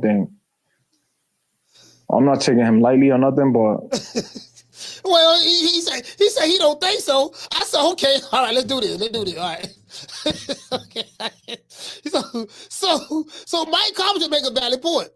He make a valid point. He said, okay, look, I would say that Hamzah Sheeraz is part of the second best guy on your resume. So he was like, best opponent you fought. He had to think about it. I don't know. I wouldn't think so. Okay, so let's look at Edgar Berlanga resume then. Okay, so which fighter? See, that's the follow-up question right there, boy. See, that's why they don't interview me. They won't interview with me, boy. They be like, boy, this nigga hit me accent, boy. This nigga here, boy. And then I gotta stop from laughing at these niggas' faces and shit. I have Edgar Berlanga's resume up right here. Let's pull this up right quick. Okay. The question is, Hamza, matter of fact, let's do this. Let's go back here. Let's go back here. Let's do this. So I think, and he thought he was going to knock me out. You know what I'm saying? So, but anyway, I only say that to say that, in my opinion, Hamzah Sheeraz is the second best opponent on your resume after Canelo. Do you agree? I mean, I don't know. I don't think so. I think okay, so he say hold on. He's a C-level fighter. I don't think I'm not taking him lightly or nothing, but the best guy I fought on my resume is Canelo Alvarez. Of course. You know what I'm saying? And there's nobody if I fight, we get past July, say we fight Munguia, then I'll give that second spot to Munguia. You know what I'm saying? This don't make no sense what he's saying. This shit don't make no sense. Okay, I get a second spot to McGill if I get. You ain't even fought McGill yet. Oh, okay, all right. Okay, let's start right there. So he didn't answer the question. He answered it, but he didn't answer it. Let's start right there. Hold on. I got box rate right here. I have box rate right here. Okay, so. The question is, okay, Mike Carpenter said, I would say that Hamzah Sheeraz is the second best fighter on your resume outside of Canelo. He said, no, he don't think so. I said, okay, well, what about, is Padraig McQuarrie better than Hamzah Sheeraz? No. Is Jason Quigley better than Hamzah Sheeraz? No. Now Romar Angulo, I would make an argument for him. He was, he was old when he fought Jaime Munguia. He was, when he fought Edgar Berlanga, he was old right here. But Alexis Romar, he's pretty good. When he was in his prime. Steve Rose. Okay, was Steve Rose? Okay, what about Marcelo Cosedes? Okay, what about Desmond Nicholson? I know Big Bad Desmond. You went 8 rounds with him. What about Ulysses Sierra? So which one of these guys, now we're not gonna count the dudes you knocked out in the first round. They don't count. Now, you said you ain't getting no UPS drivers. Linnell Bellows, I think he worked for Amazon. Hold on, let's see what's up. Hold on, he knocked out 17. This man knocked out. Okay, so this dude just got out the pen. This dude right here just got out the pen. You can tell this dude right here, Edgar Berlanga knocked him out. Edgar Berlanga knocked him out in the first round. This here was the first round. This was a first round knockout. Now he just got out the pen, so we know you know for getting people out of the penitentiary. This dude was over. You could tell he got that I'm on probation look. As a matter of fact, it looked like he took that picture at the probation office. Now that's a probation office picture right there. I know that background anywhere. True. Yeah, I know that background. That's probation office right there, boy. Let's see.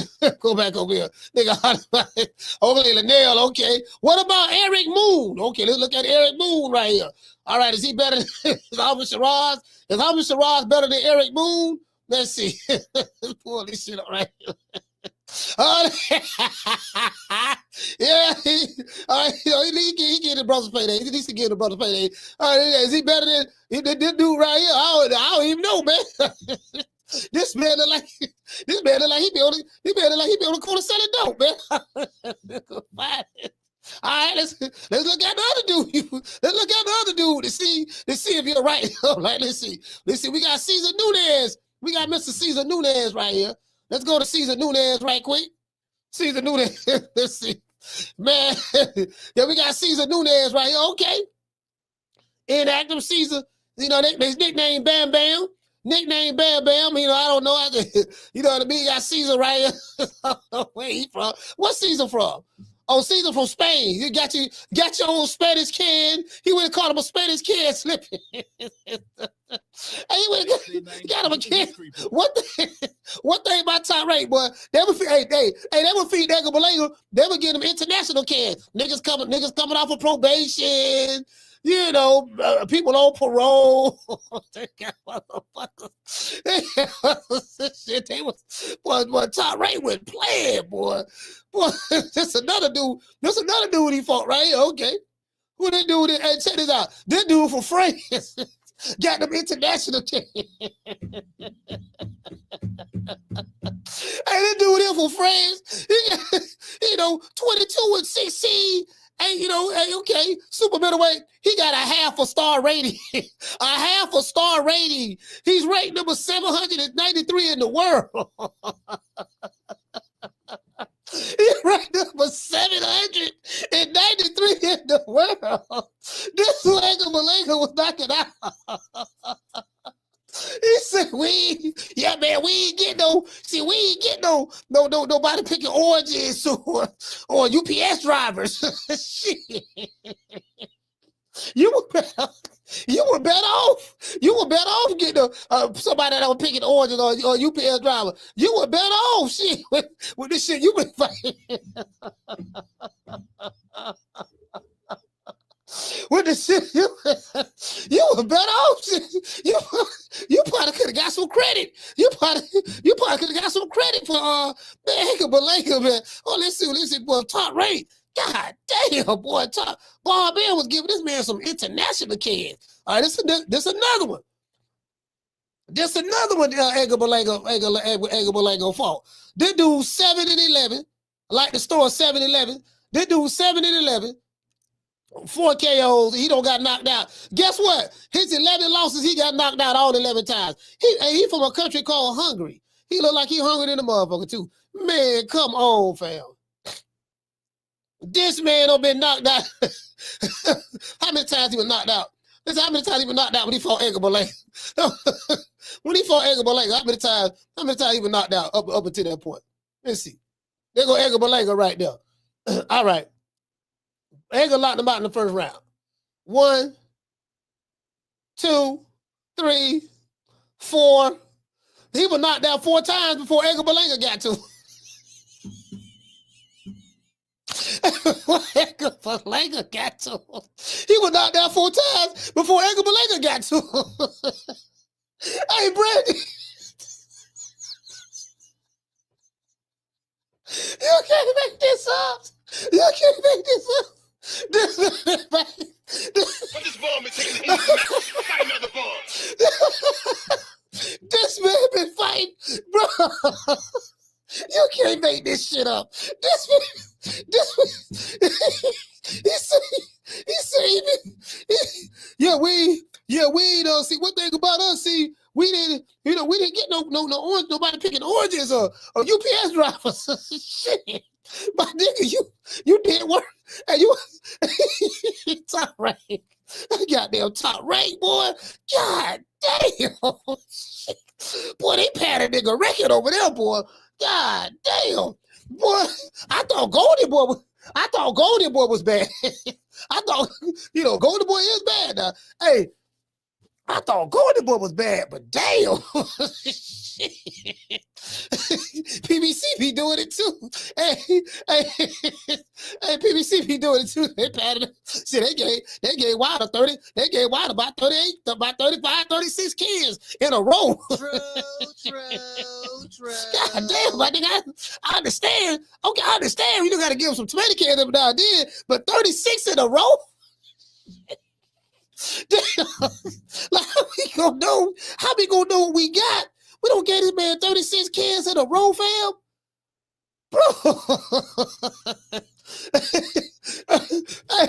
hey, man, bro.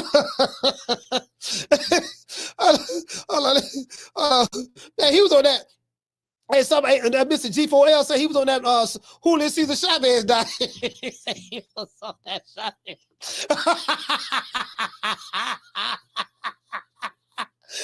He said he was on that. He said he was doing that Julio Cesar Chavez died.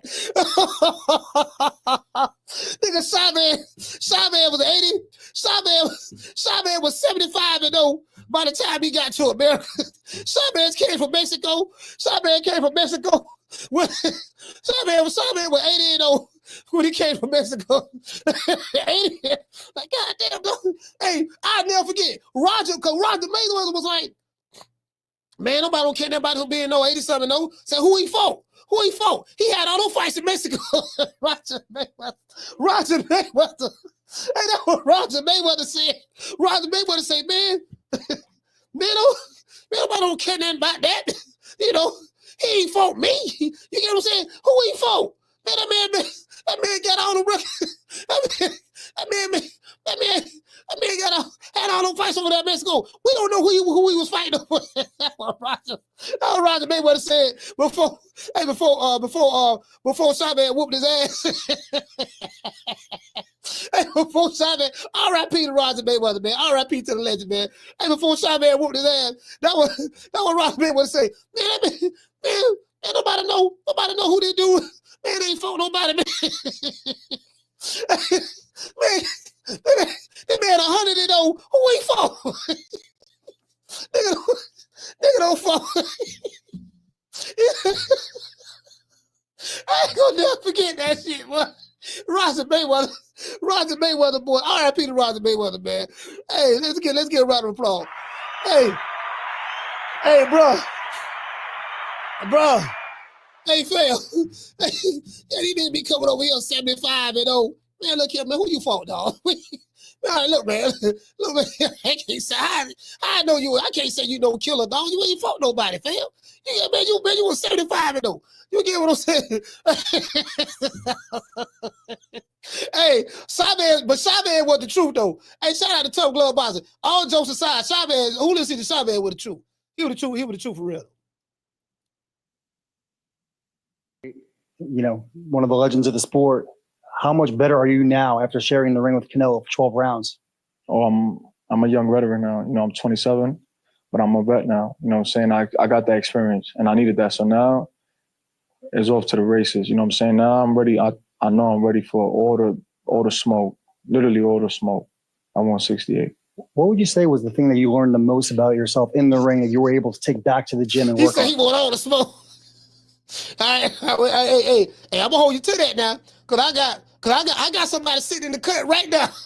I got somebody sitting in the cut right now. Who? As a matter of fact, let's go to him right now. You said you want all the smoke. Okay, cool. I got somebody for you right here. A fight with you and Edgar Berlanga. I know he has a fight now with Hamzah Sheeraz, which kind of took me by surprise because he had been asking, for fights with you, fights with Munguia. He ain't asked for no fight with me. Nah, come on, Marcos. I've heard him ask for a fight against you. Everybody knows I've been calling for that fight and won that fight. I've been very vocal about that. And but it takes two to dance. You can't force a man to get in the ring with you. They gotta want it. They gotta want to do that. And so if he feels he's not ready, or if this ain't what he wants, if he wants to do more talking than walking, then that's on him. But me, I'm gonna continue to try and get as many big fights as I can. And Resendez is a tough guy. Hey. When you would return to the ring, it would be a fight with you and Edgar Berlanga. I know he has a fight now with Hamzah Sheeraz, which kind of took me by surprise because he had been asking, for fights with you, fights with Munguia. He ain't asked for no fight with me. Nah, come on, Marcos. Hey, Canelo, hey, you get what I'm saying? Hey, check this out. So, all right. So you said you want all the smoke. Okay, we got some smoke over here. We got some smoke. Just IQ. You know what I'm saying? Being patient. Mm-hmm. I noticed that in that fight, Canelo was very patient. You know what I'm saying? Now I'm ready. I know I'm ready for all the smoke. Into the sport. How much better are you now after sharing the ring with Canelo for 12 rounds? Oh, I'm a young veteran now. I'm 27, but I'm a vet now. You know what I'm saying? I got that experience, and I needed that. So now it's off to the races. You know what I'm saying? Now I'm ready. I know I'm ready for all the smoke, literally all the smoke. I want 68. What would you say was the thing that you learned the most about yourself in the ring that you were able to take back to the gym and work on? Just IQ. You you know what I'm saying, being patient. You know, I noticed that in that fight, Canelo was very patient, you know, and he was looking to do a lot of damage, but he couldn't, you know what I'm saying? And, you know, obviously you seen his face, what I did to him. You know,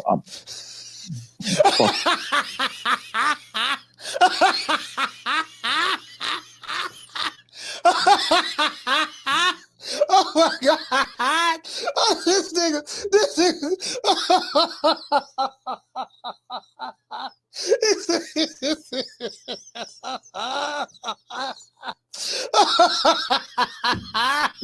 The Puerto Rican assassin has spoken. The Prince of Puerto Rico has spoken. The King of New York has spoken. Oh my God. It's a whole bunch of Hamzah Sheeraz. It's some people in the chat right now. They probably never even heard of Hamzah Sheeraz. Don't even know much about him. There's some people in the chat. They root for Hamzah Sheeraz right now. They like, you know what? No, we just go root for the other dude, man. Cause this nigga, though, he going too far. Man, hey, what's your name is, fam? Hamzah, Hamza, Hamzah, it don't matter. We ride with you on July the 12th. Yes, I'm thinking.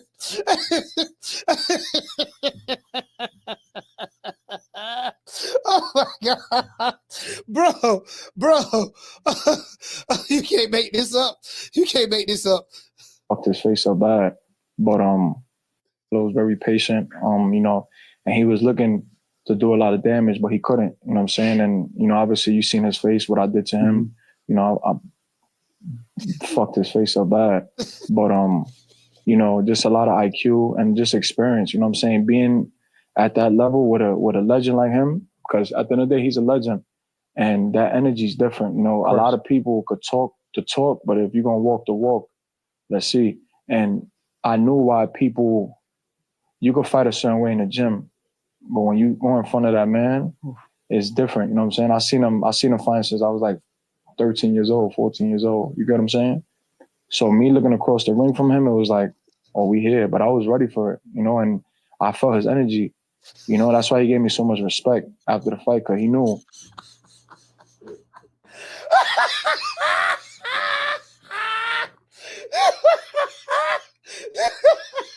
Bro, it's worse than I thought.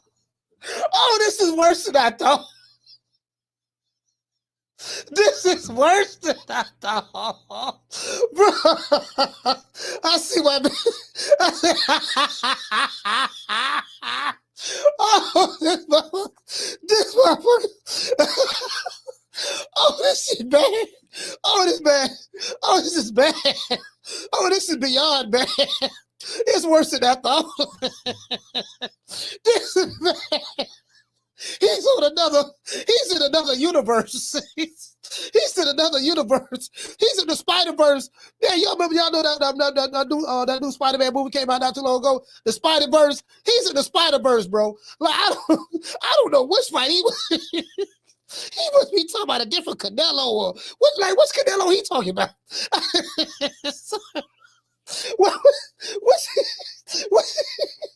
see why Jamie, man.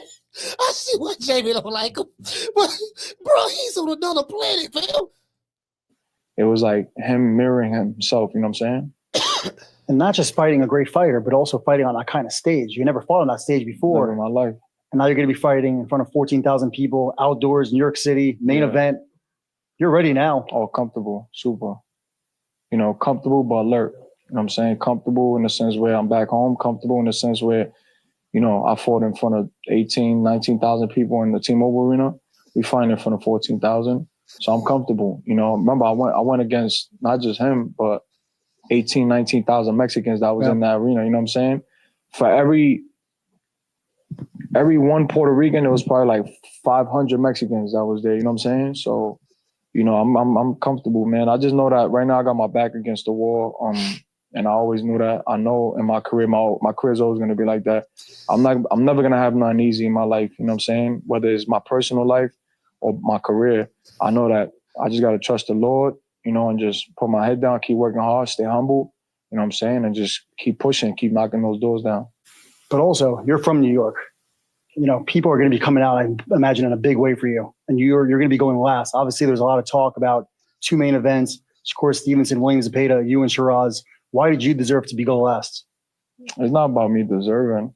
It's just, I told him I didn't even know Shakur was going to be on the card when we was discussing this fight, and when my team came to me, I told him, I said, yo, listen, I don't care who's on the card because I know Turkey likes to do. I support. He'll put 6 main events on one card. You know what I'm saying? And you got guys that's a good fight. That's a main event fight. He'll put them to fight like the third, but below the main event. You know what I'm saying? But I told him, I said, yo, bro, we fighting in New York. There's no way. There's nobody that's gonna be on top of me. You crazy? Not right now. Never. Not right now, not until when I retire, because I know I'm a retired champ. So, this is my city. I was born and raised here. And, and I didn't know Shakur was on it. Then, probably 2-3 weeks after, they mentioned, yo, Shakur's going to be on the card. He's going to be, co main event or whatever. But I looked at it like it's a double main event at the end of the day. You know what I'm saying? Yeah. So I never took it like, oh, I'm the main event. He's the co. Nah, I looked at it like double main event. Yeah, and not just double main event, but you also have a great undercard. Oh, yeah, for sure. So it's like... Bro, hey, let me drop the phone. Line. Fam, this is worse. I swear this, I promise you. This is my real life first time reaction. I haven't seen this interview. This is my first time watching this interview. I read the article about what Hamzah Sheeraz said, but I didn't see that. But I didn't see the video. And I didn't see this interview with Edgar and Mike Carpenter. This is my first time looking at it real time. Bro, Brandy, this dude is it's bad. It's bad. It's worse than I thought. Hold on. Hey,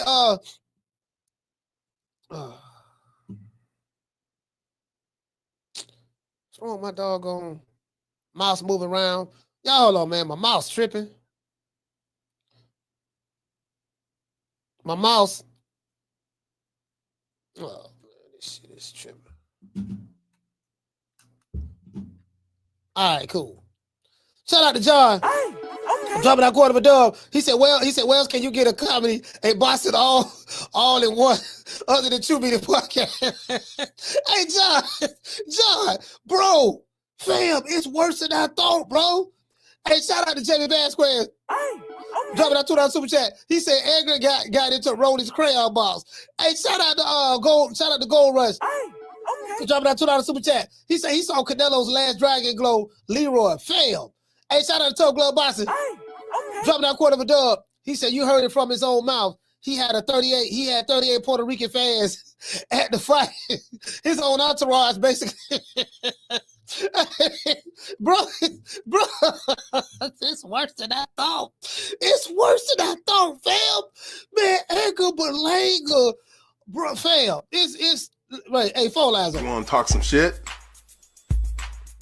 Call me. Start some shit, bitch. Sup, fool? You gonna talk shit about me, homie? Where you from? Hundreds of niggas is waiting for your motherfucking call, and they all talking shit about you right now. Call the coach at 530-494-9636. We waiting on your bitch ass. Hey, Dr. Mario. Yeah, it's worse than I thought. This shit bro, this man, he needs some help at this one. He said you saw Canelo face. You saw how I fucked him up. You saw his face. You get what I'm saying, bro? Like, he said you saw Canelo face. You saw how he was looking after the fight. I was like, bro, he was so much of shit. And he talking like, you give me this shit up. I said, damn, which fight? Hey, he got me, hey, you know what? Hey, he got me want to go back and watch the fight again. I got to go back and watch the fight again. I said, we'll go back and watch the fight again because it must be a part of that fight that I didn't see. Caller, what's your name? Where you calling from? It's Jerry from Baltimore, Coach. Hey, shout out to Jerry. Hey, brother. Hey, man, I'm sorry you lost your girl to them Kmart sneakers. Well, let me tell you something, though, Coach. I don't know if you're old enough to remember this, but my parents used to buy my sneakers at the grocery store, dog. Yeah. I remember that. Talk about, yeah, man. Them shoes were so cheap, you would put them on, and you'd just be sitting there, man, and your feet would be burning. burning. I don't know what the hell they made the shoes out of, but they would just make your feet just burn, man. Thick ass rubber on the bottom. But one day, I'll tell you a story how I lost a girl, my first girl in the 5th grade, to a super cheap pair of jeans and a baked bean. Yeah. You let me know when you want me. I'd make it quick and I'll tell you what happened. But Berlanga, I'll tell you the truth, man. I gotta tip my hat to Berlanga. A lot of fighters should pay attention to what he's doing because, yeah, he may be talking shit and delusional. He went out and bought all that gaudy jewelry, which is something I wouldn't have done. But let's face it, that Canelo Alvarez is the apex fight of his career. There ain't no other stars in the offing that he's going to be able to make a fight like that. Now, he lost the fight. I thought he fought pretty good in the fight myself. Yeah. I was more impressed with him in that loss than any of his victories against the walkover opponent. He didn't run from Canelo. He stood in there, he tried, but Canelo was just too experienced for him and just a little bit too good for him. But what he's done since, hey man, you better drain that 15 minutes of fame. You know, for him, yeah, what he's supposed to do? Go back and just be like, oh, well, I lost. No, He's better than me. You're right. You know? Yeah. Well, what are you supposed to do? That's the difference. But yeah, man. So, how good of a fighter is he really is. We'll see as the fights play out. Something tells me he's a pretty decent fighter. He ain't nothing what he thinks he is. But, man, I would do the same thing that he's doing. Talk all that shit, drain every bit of fame, because if there's a big fight to be made in or around his division, he's probably going to be involved in it. You know what I'm saying? Yeah. Whereas Tommy McGee, he just went back to work. He's a guy that I got a feeling Jaime fights a little on the cheap, and Oscar keeps him busy, and he's content with that, you know. But he fought decently competitive against Canelo, but then that's all you heard about it. This guy's got the right idea. Someone got in his ear and told him, hey, man, drain everything you can out of that 15 minutes that you had, or, 30 minutes that you had, because you're likely not going to see anything close to that. But if you're going to get anything close to that, you better get out there and make people either love you or hate you. And it's the difference between him and a fighter like Boots, who just doesn't do anything to promote himself. So Edgar Berlanga got the right idea. Make them love you, or make them hate you. But one way or the other, make them talk about you. But you're having a lot of fun, Coach. I've been here laughing my ass off, listening to you laugh. And thanks for giving the old boy some time. All right, salute, fam. Hey, man, bro, fam. Man, Edgar Berlanga, hey, bro, Edgar Berlanga, fam. Like it, bro. This is. I've never ever seen anything like this before. I've never seen nothing like. I've never seen a guy.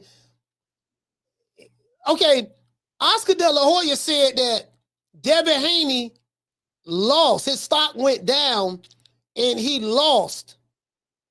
And his stock went down, and he lost in winning. He won the fight, but he lost the war, or something of that sort.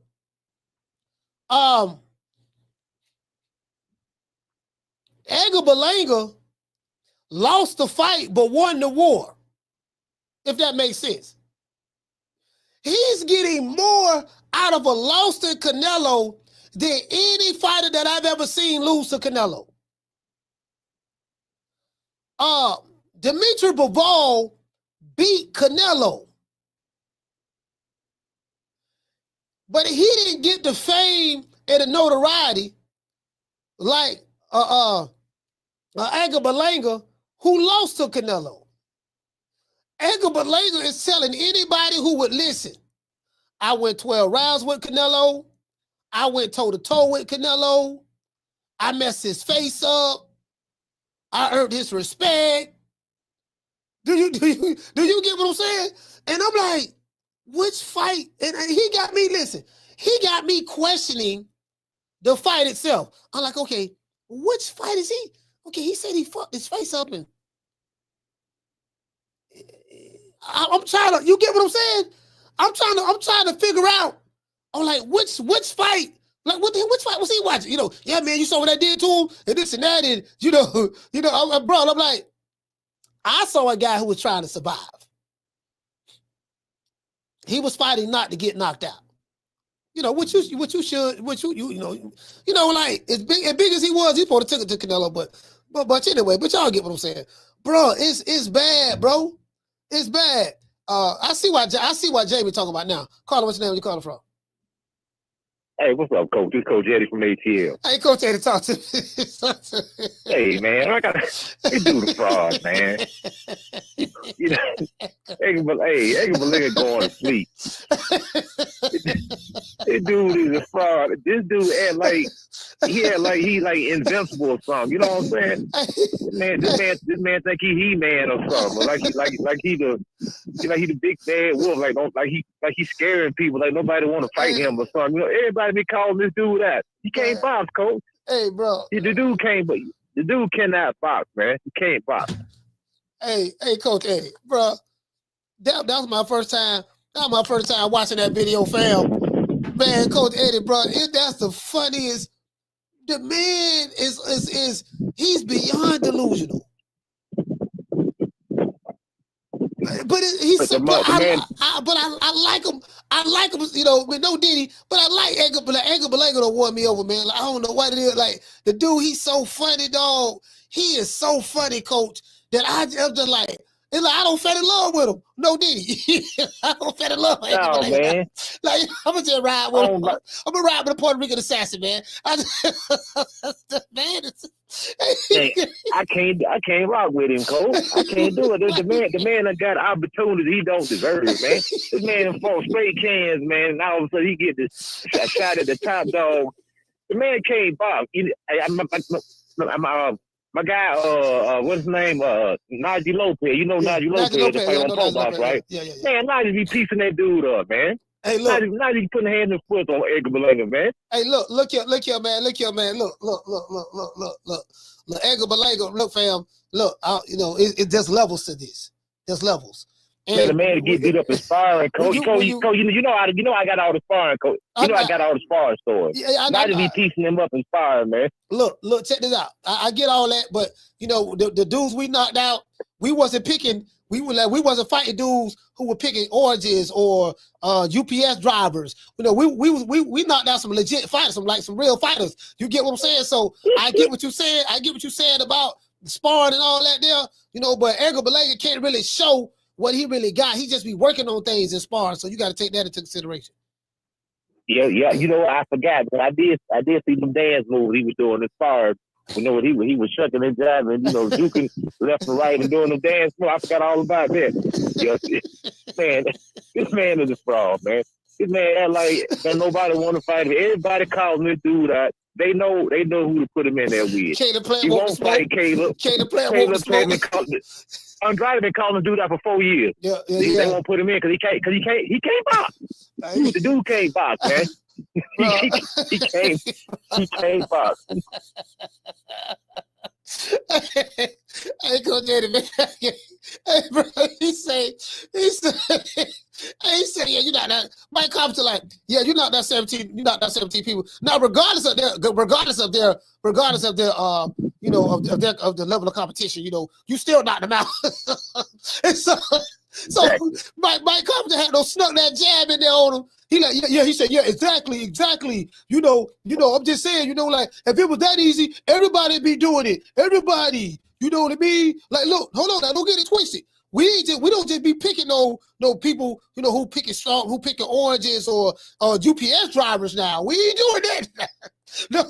You taking niggas out of prison. Dude, there's a couple dudes look like they was in work release. You got dudes out of work release. You got the Puerto Rican dude. He just did 10 years of solitary confinement. This man is fighting.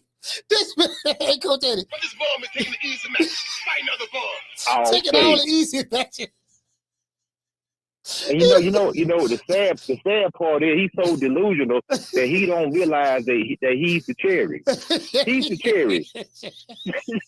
He's the cherry for Sheeraz. He's the cherry for Sheeraz. He don't even realize it. That's how delusional he is. He's finna get put to sleep, man. The man can't box. He's a cherry for Sheeraz.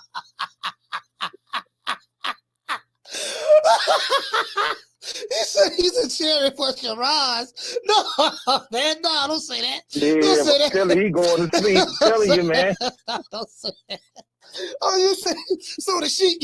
So Turkey had a sheep trying to kill two birds with one stone. Hey, he said, brother, look here, brother. Listen, I got this loudmouth New Yorker guy, Puerto Rican, New Yorker, whatever. I got this loudmouth. He's out of Brooklyn. Do you know who he is, brother? You know who he is?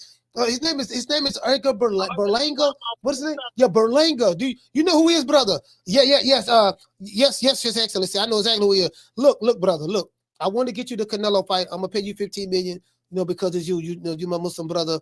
I tell you what. But I need you to take care of Edgar Berlanga first. It's gonna be in New York. He gonna think he got the home field advantage, stuff like that. But he's really not that good, brother. He's really not that good. Listen, if you can box him for 12 rounds, I promise you'll win. I just need you to take care of that. Then you get the Canelo fight next, bro. Like, so you said he a cherry for Hamzah Sheeraz. He really a cherry.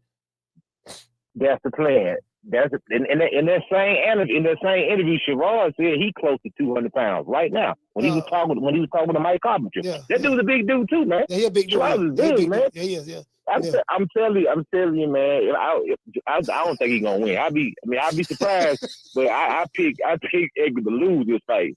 He's the cherry. That's the plan. That's the plan that Turkey LC was talking about. The Canelo 4-fight deal, which includes Sheeraz. Edgar Berlanga ain't nothing but a loudmouth speedball. Edgar already said he was a can. He wasn't nothing but a loudmouth. He said the empty can make the most noise.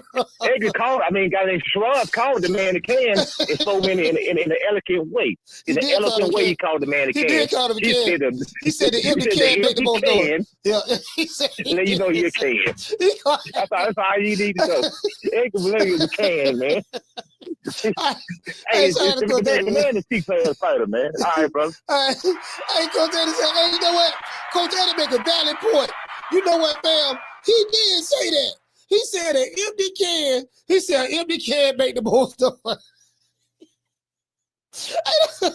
How you a cherry pick? How you a cherry pick for Hamzah Sheeraz? Hey, Brandy, how are you a cherry pick for Hamzah Sheeraz? How you want you? Hey, it's set up beautiful too. Yeah, you fighting. Listen, you fighting in New York, baby. You know what I mean? Joey Crack, the Terror Squad, Pistol Pete. You know what I mean? We got Pistol Pete, baby. We got, you know what I mean? Benny, what's up, baby? I see you, Benny. Benny, I see you. I'm gonna buy some more ice from you. Benny, hold it down. Hold it down, baby. I'm gonna buy some more ice from you when the fight's over. I'm gonna take care of this guy right here. This guy, I think he from London or whatever. I'm gonna take care of this guy, and then we're going to the after party, baby. Have my ice ready. Hey, Hey, girlfriend. Hey, girlfriend, listen, go listen. Sit by my man. Sit by my man. Sit by my man. I'm Benny the jeweler. Don't worry about that. Benny. Listen, man, hook my girl up with a nice piece that I told you I'm going to buy. You heard. You hook her up. Yeah, baby. How you doing, baby? What's your name? Lisa. Yeah, you know who I am? I'm Edgar Berlanga. I went 12 rounds with Canelo. You know who Canelo is? Yeah, I went 12 rounds with him. True. Bro, how many times are we going to hear you went 12 rounds with Canelo? Oh, fam, okay, we know. You went 12 rounds with Canelo. Okay, we know. Bro, how many? Now he's saying, yeah, I fucked his face up. Hey, Brandy, yeah, I fucked his face up. You know what I mean? You know what I mean? You saw what I did to him. He said, you saw what I did to him. And I'm like, I said, hey, let me tell y'all something, boy. Hey, let me tell y'all something. But I got something over here. This doggone strawberry, this tropical gelato, bro. This tropical gelato, boy. Lord have mercy, boy. Hey, boy, hey, you dig? The stickiest of the icky. You want to smoke with the old boy Rick James? This man, fam, I could do a 12-hour show. On Edgar Berlanga. Like literally. I could do a 12-hour show on Edgar Berlanga. This man is funny, bro. This dude is like I get it. Edgar Berlanga has made it from the grand scheme of things, from his background, where he come from, how he came up, to where he's at now financially. The way he's at now financially. You get what I'm saying? Hey, shout out to T-Bonafide. This dude, but the level of delusion, fam, the level of delusion is where he at right now, fam. Like, bro, I gotta meet this dude. I gotta meet. Hey, shout out to Curtis Robinson. The stickiest of the icky. You want to smoke with the old boy Rick James? Hey, for becoming a member, man. Let's get a round of applause. Man. Hey, the level of delusion. The level of delusion is on a whole nother level. I've never seen a guy celebrate so much for losing a fight. Literally.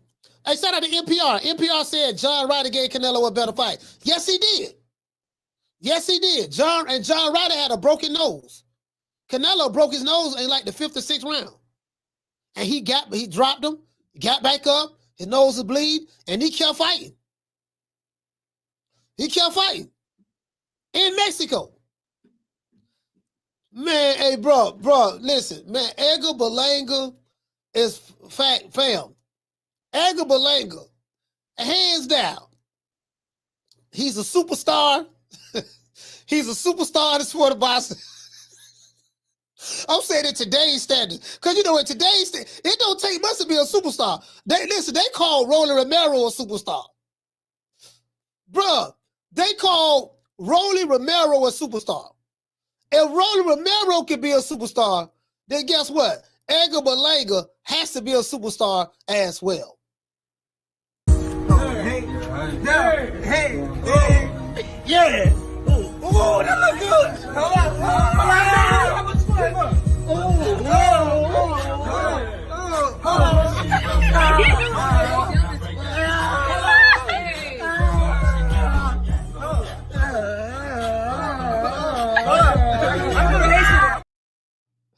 Hey,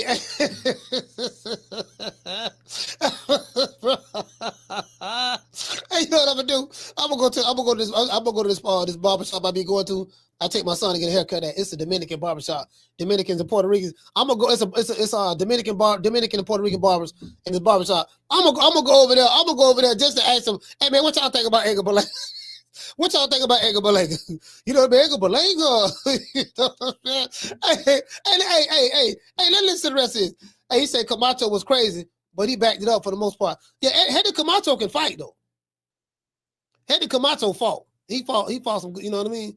You know, he beat Sugar Ray now, even though Sugar Ray was 100 years old, but he did beat Sugar Ray Leonard. Now he did that. Now he whooped Sugar Ray. He did that. You know what I mean? It would do. Hold on. Yeah, I had to come out. Hey, what year that was Camacho passed away? Let me look him up and see. What year that was? I used to like Hector Camacho, boy. What time is it?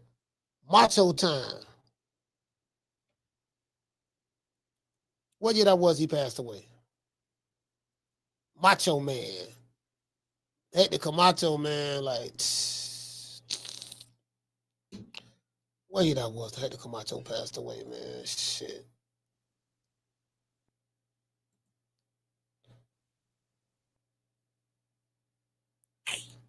$2009, that was 2010. That was 2010. What year that was? What year that was Hector Camacho passed away, man?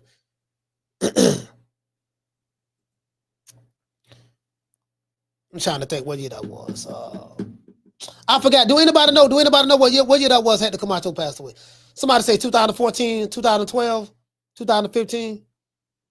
Yeah, man. Hector Camacho on he had like 70. How many fights he had?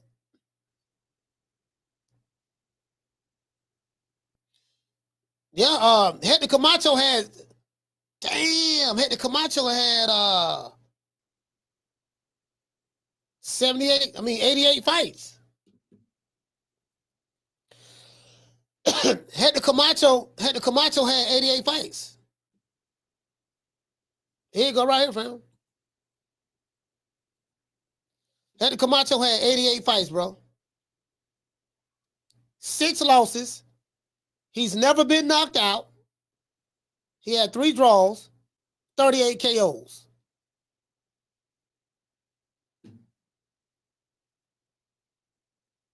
Bayamon, Puerto Rico. You get what I'm saying? From the island.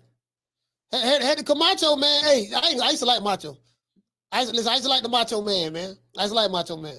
Hector Camacho, man, like, you know what I mean? He was a true entertainer. He was a real entertainer, bro. You know, we had entertainers back then, too. Hector Camacho,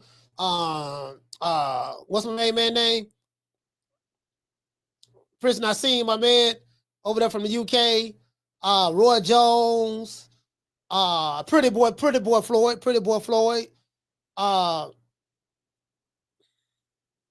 Dudes coming to the ring. You get what I'm saying? Like, we had some entertainers. You know what I mean?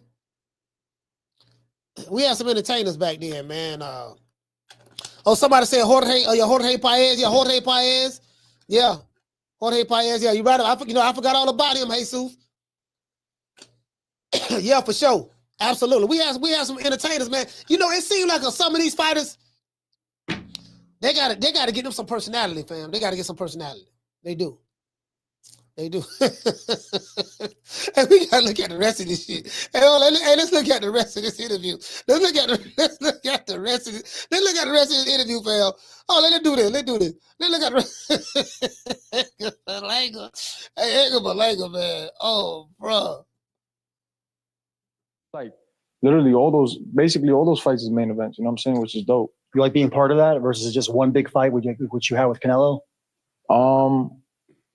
Yeah, it's dope. I think it's cool, you know what I'm saying? I think it's cool. I know eventually, you know, Turkey's gonna go back to doing just one main event instead of having all these main events, because obviously we gotta save these fights, you know, and people want to just focus on one fight.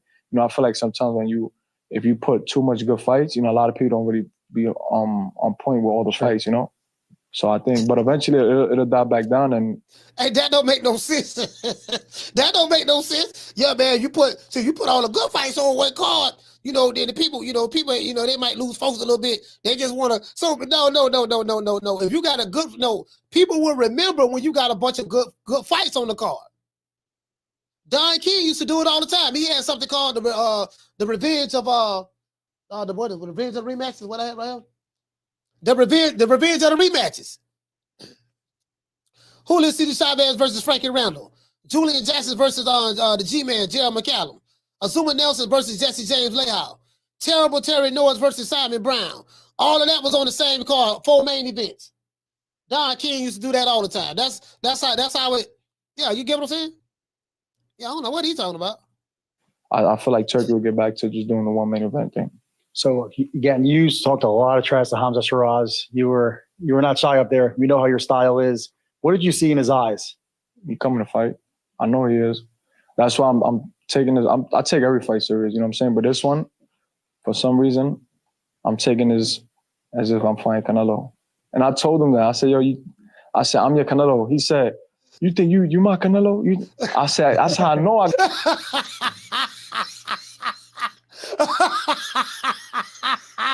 He said, yo, Canelo, what is wrong with him? Bro, what is wrong? What is wrong with him, man? What is wrong? I'm your Canelo. Hey, Green Eyes P, this man, bro, the level. Hey, Jit, shout out to Jit. Hey, Tina, the level of delusion. This is, he can't listen. He keep bringing Canelo name up, bro. Like this man, Canelo probably forgot all about that he had a fight with you, fam. Like, why you keep talking about Canelo? I got you. You dumb motherfucker. You stupid. You a I'm taking this as if I'm fighting Canelo. And I told him that. I said, yo, I said, I'm your Canelo. He said, you think you my Canelo? I said, that's how I know I got you. You dumb motherfucker. You stupid. You a dumb dude. Because how you not going to look at me like that? If I'm looking at you like that, you're not looking at me like that? Oh, yeah, I already beat you, bro. I already beat you. Already mentally, I already fucked you up. I already got him. Mentally, I beat him. You think you're in his head? Oh, of course. He come on, bro. If I'm telling him he's my Canelo, you my Canelo, that's how serious I'm taking it. I'm telling him you my Canelo, and he's like, you're not my Canelo. You don't got no belts. You don't got this. You don't got that. You're not my. I beat you already. Now, because I know I'm gonna work harder than you. You're not gonna work harder than me. This is not just Edgar Berlanga versus Hamzah Sheeraz. This is New York versus London, US versus UK, right? Yeah, I got the whole UK gonna be tuned in, but I get love over there too, and shout out to the UK, shout out to London. They give me a lot of love out there. And I don't even think they know who he is in London. Do they know? I gotta talk to my people in London. Do they know who he is? He told me something, yeah, man. Shout out to London. You ain't never fought over there. Has Edgar Berlanga ever fought in London? I don't listen, bro. I don't even think they really know him like that, fam. I don't think they. He's like, yeah, shout out to my fans. Shout out to my fans over there. You ain't got no fans, man. Hey, listen, Fat Joe and the Terror Squad don't count. You ain't got no fans, man. Hey,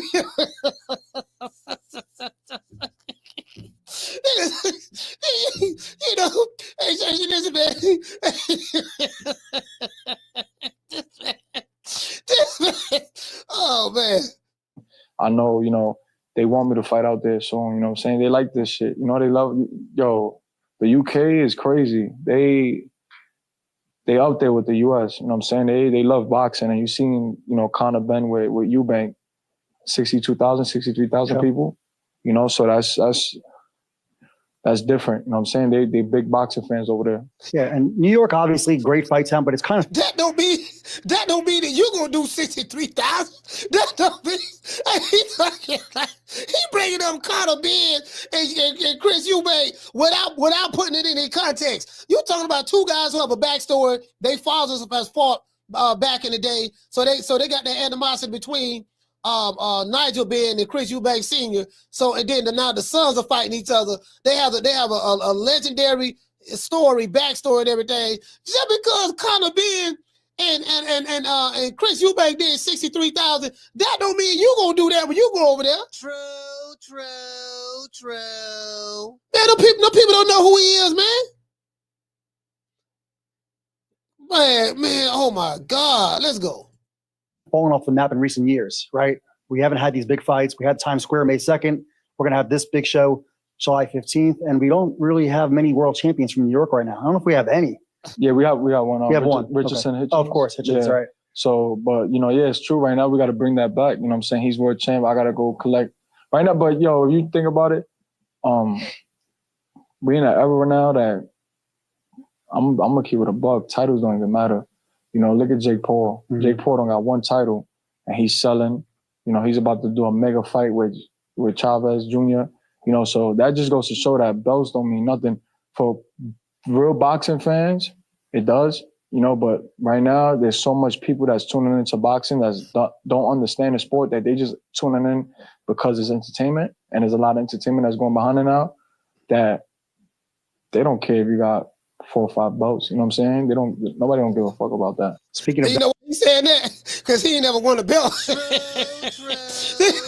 Yeah, dog. You know what, dog? He ain't about worry about no belts, dog. Don't nobody care about belts. Don't matter no more. I get that, but but let's put it in this proper context. The reason why you are saying that, Berlanga, is because you have never won a belt. You ain't never held a belt before, a title. So that's why you were saying, yeah. Let's keep it a buck. Let's keep it a buck now. The reason why you saying that is because you ain't never won one. Let's continue.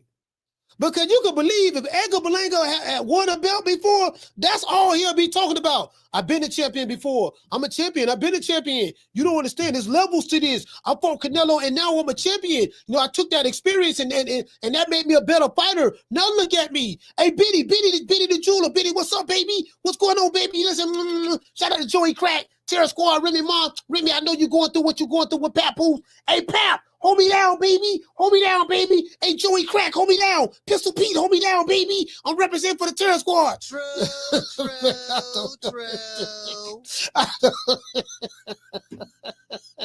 This man is on some other shit.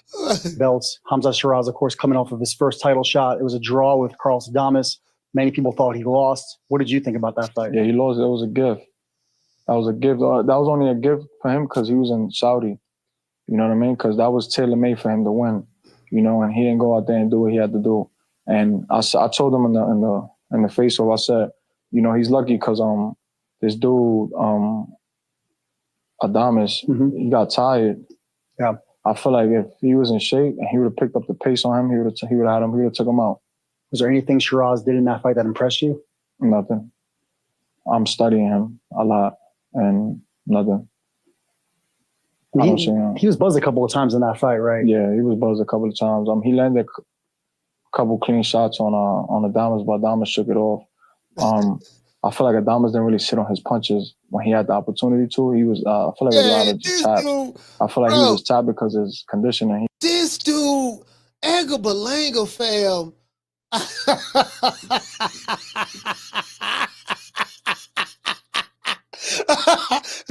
That's out, and we know you're coming for the knockout. Yes, sir. Is there any way this fight goes distance? No, and we bet it 100K. So 100K. Yeah. What's the 100K bet? Whoever wins, knockout decision. Whoever wins. I feel like we hear a lot about these bets all the time in boxing, and I feel like people don't always pay up. No. This is real. This is real. This is real. This is a real bet. This is real. Okay. For sure. What's your prediction? What rounds? KO. No prediction. Just get your popcorn ready. Fireworks. We're going out there. We're going to perform superstar status. Going out there looking like a superstar. Great IQ, great jab, great everything. You know what I'm saying? Going out there and performing and doing what I do best. Yeah. And your last fight.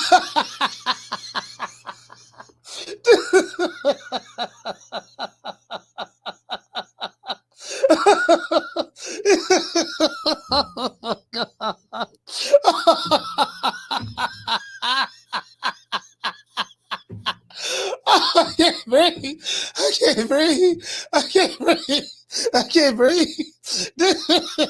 Bro. Bro. Man, you can't make this shit up. Bro. I see why Jamie, man. I see why Jamie man.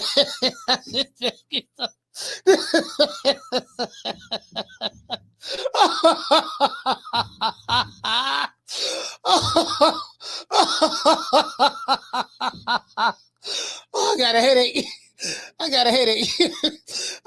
No, this man, bro. Oh, hey, bro. What the fuck? What the fuck is wrong? What's wrong with this dude, man? This man, fam. Hey, bro. Hey. This man talking about he a superstar, bro. You can't. Hey, bro. Oh my God, bro. Fight. I know not many people understand why it happens. We do. You have to, eat a little bit and take a co-feature slot. Yeah, you gotta just a little step back to move 3 steps forward. And that's what we did. I told you already, right? My career's always been like that since day one. So I'm nothing easy. Wow. Okay. Cool. I got a fight with Turkey. Hey, he said my career's always been like that. Nothing's easy, fam. 18 of those fights was so easy. But you don't fought Jason Quigley. You don't fought the dude who just got out of prison. You fought another dude that was in work release. You fought another dude that was on house arrest. He said, your whole career been a cakewalk. This man's entire career has been a cakewalk, fam. Call him, what's your name? You call him from? Man, what's up? I had to call back again, man. I'm listening at this. Man, I'm listening at this fool, man. Yeah.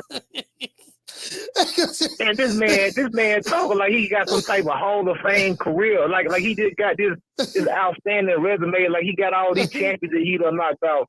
And this man Canelo should have never gave this man no fight. It's just Canelo's fault, man. It's Canelo's fault. I'm blaming Canelo. I'm mad at Canelo too, bro. It's Canelo's fault, fam. For real, facts. This man taking it too far, man. I'm talking about out of all the people that Canelo said didn't deserve a fight with him. They didn't deserve no fight. He ain't done enough. He ain't beat nobody. But this fool right here, they gave this fool a shot. And man, this man, like he done just knocked off everybody. I'm sorry, the way this man talking, man. I mean, think about it. If you never heard of Berlanga, you're gonna pull the dude up. You'll be thinking he's some type of goddamn, some phenomenal fighter, man. Like, wait a minute, this dude ain't fought nobody. Man. Like, all these cans, all these cherries, this man act like he is the best thing ever laid up a pair of boxing gloves, man. Hey, bro, look here, man. Again, I probably him and Sheeraz, they might be on the same level, but it's funny because Edgar Berlanga talked as though he is this, like, it's Canelo, then it's him.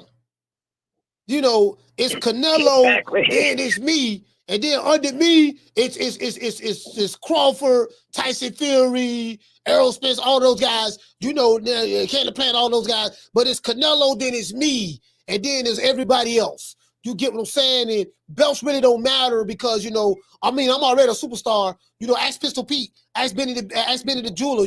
I'm iced out. My drip is crazy right now, Coach Eddie. You know what I mean? So I know you're putting that rumor out there that I be getting beat up in sparring. Y'all be getting pieced up. That's not true. You's a hater. You mad because I'm iced out, because I got 16 carats, on my ears. You know what I mean? 8 on the left, 8 on the right. I got the championship ring right here with the Puerto Rican flag right there. You get what I'm saying? So, yeah, I think you're just jealous. Yeah, you're right. I'm hate. This man, right? You hit it right on the head. This man don't deserve none of the bread he got. And then you see what he did with the money, man. He just wasting the money. Buying jewelry, buying Lamborghini. This dude don't deserve it. Man, this dude supposed to be in the Broham. Man, this man riding around the Lamborghini. Hey, come on, man. Canelo should have never gave this fool no shot, man. Man, hey, Coach Eddie, it's what Dave Chappelle, it's what Rick James told Charlie and Eddie Murphy. They said they never gave you niggas money. Boy, they should have never gave you niggas, boy, you gave him some money. He don't know how to act. Well, this man don't know how. This man walk around with fur coats on, in the summertime. I mean, this man, right? This man think he the king of New York for real, man. He said he wear fur coats in the summertime. He said, you know what I mean? I'm just saying, Edgar, why you got that? Why you wearing that fur coat? And it's 95 degrees in New York. You the only dude wearing the fur coat. You got to understand, you're hot, right? You're hot, right? Yeah, I'm hot. You're hot, right? Yeah, I'm hot. Okay, now check this out. Look at me. Tell me, what did you see? No. Look at me. Tell me, what do you see? Do you not see this ice on my left ear? I got 8 carats and 5 carats on the same ear. Do you not see this ice on my right ear? 8 carats, 5 carats. Do you not see these baguettes? Do you not see my Terra Squad chain on my ice? All of my baguettes and all that stuff there. My Parve bracelets, my Rolay. You don't see all that ice dripping? See, when you got this much ice on, it makes you cold, my brother. So I'm wearing the mink coat because of all of the ice. It has to compensate for the ice that I'm wearing. You get what I'm saying? So I'm not as hot as you would be. Exactly. You get what I'm saying? Hey, I'm gonna end it at this. This just reflects our society, but we reward foolishness, man. I mean, this man shouldn't be in no type of position that he in right now. Man, but literally bought 17 cans. You got a $10 million, $15 million payday with Canelo. Now you can't tell the man. Everybody at the A side, you got to get in line. Now we handing out paydays. Now all of a sudden he's Canelo. He told Hamzah Sheeraz, I'm your Canelo. How can you be my Canelo? You ain't undisputed. You ain't got no Hall of Fame resume. He ain't no first ballot Hall of Fame. So how you my Canelo? This man think he good for some reason. Man, if me and Edgar was face to face in the same room, we'd probably wind up fighting, man. Cause I'm gonna tell him everything. I'm telling him everything. I'm telling him to his face, man. He gonna be happy for me, man. Hey, man. Hey, you better jump on the bandwagon right now, Coach. I'm gonna save a seat for you just in case you change your mind. I got you. Nah, I'm gonna keep hating, man. I'm gonna keep hating. I'm gonna say hate, man. That's my call, Coach. Absolute, man. Hey, yeah, man. Just in case you wanna jump on the bandwagon, I'm gonna leave a seat right here for you, baby. To all the haters of Berlanga who wanna turn around and join on the bandwagon. Just in case. I'm gonna leave the door before y'all, just in case y'all want to jump on the bandwagon. After we knock off Hamzah Sheeraz, off, and then we go take care of doggone Jaime Munguia. When we come back for that Canelo rematch, y'all gonna see another side of the Puerto Rican assassin. But in all reality, I'm not in yet. I'm gonna be in with Turkey for real. Once I beat this dude, you know what I'm saying? Then I'm in with him. Right now it's just a showcase, but they really want, you know, Sheeraz to, you know, and there's respect, you know, as his fighter, you know, love him over there from London, cool. But I came in here, I'm stopping the show. I'm the showstopper, so you know what time it is. All right, then what's after that? You say you want Munguia, huh? Hey, look at that smirk. Look at that smirk on Mike Covington's face. Look at the smirk. Look at the smirk. But I came in here, I'm stopping the show. I'm the showstopper, so you know what time it is. All right, then what's after that? Look at Mike Covington got the smirk on his face. This man, he clowning you the whole interview, man. You don't even know it. You say you want Munguia, huh? Yeah, I want Munguia, but you know, I'm really focused on this guy. I don't want to talk too much about the future. I just want to focus on this guy, handle my work, do my business, you know what I'm saying? Because once I do what I do, I know the doors is open. All right, and you know you have a lot of celebrity fans. Who are you expecting to come out and support you? You know, number one, man, you know. Terror Squad. That's my brother right there. That's my big bro. So, you know, there's a lot of other guys out there, you know, that show me so much love. You know, I can't hear, you know, it's my brother from the Latin world, you know, reggaeton artist. It's a lot, man. De La Ghetto. The list goes on, man. You know, hopefully they don't have no concerts or nothing. You know, a lot of actors that I'm cool with.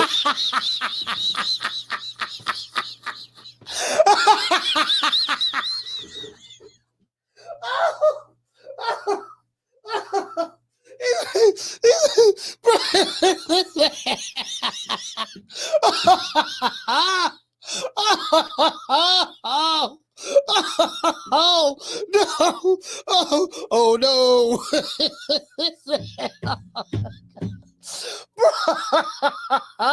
Bro, that's my nigga, boy. I fuss with Edgar Berlanga, dog. I fuss with Edgar Berlanga, fam. Bro, I'm on visit. Man, Edgar Berlanga, man. This dude. You know, I'm trying to get 50 to come, so you know it's gonna be a good night. All right, well, we're looking forward to it. Sure. July 12th, New York City. Hey, look at the look on Mike Covington's face. Mike think he a joke. He said, I'm trying to get 50 to come. You know what I mean? Edgar Berlanga against Hamzah Sheeraz, Ring Magazine 3. Yeah, I'm trying to get 50. You get what I'm saying? Name dropping. You know what I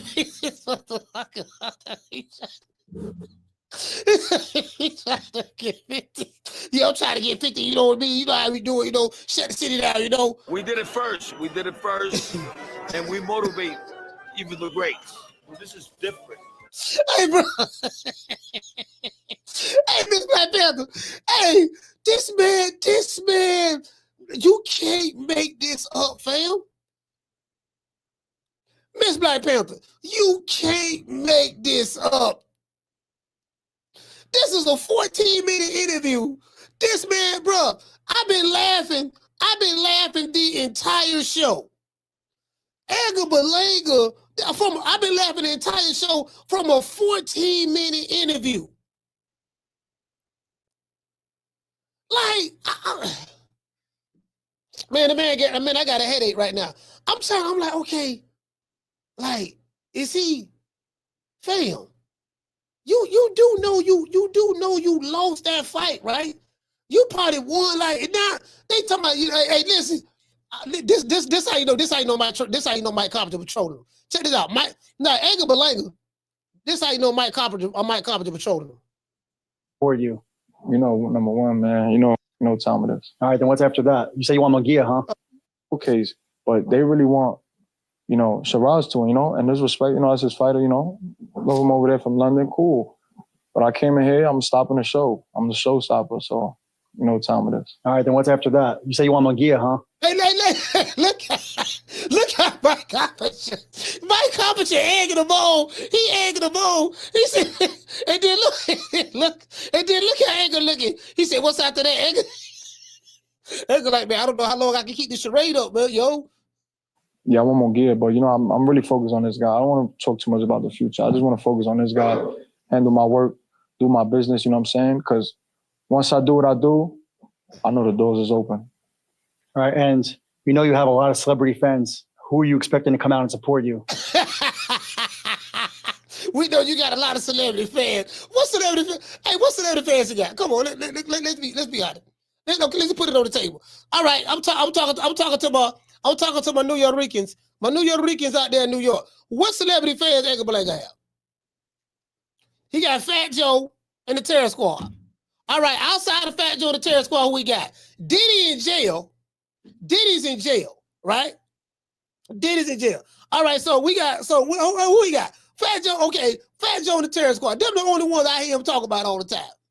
What is Daddy Yankee? What about Daddy Yankee? Somebody said Rosie Perez.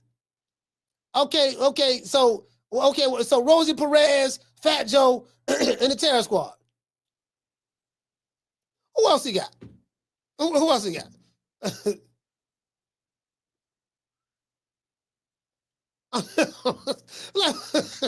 Well, who else he got? NPR say maybe Tracy Morgan. Oh yeah, that's old school hustle, man. All right, okay, maybe Tracy Morgan. Okay, who else he got?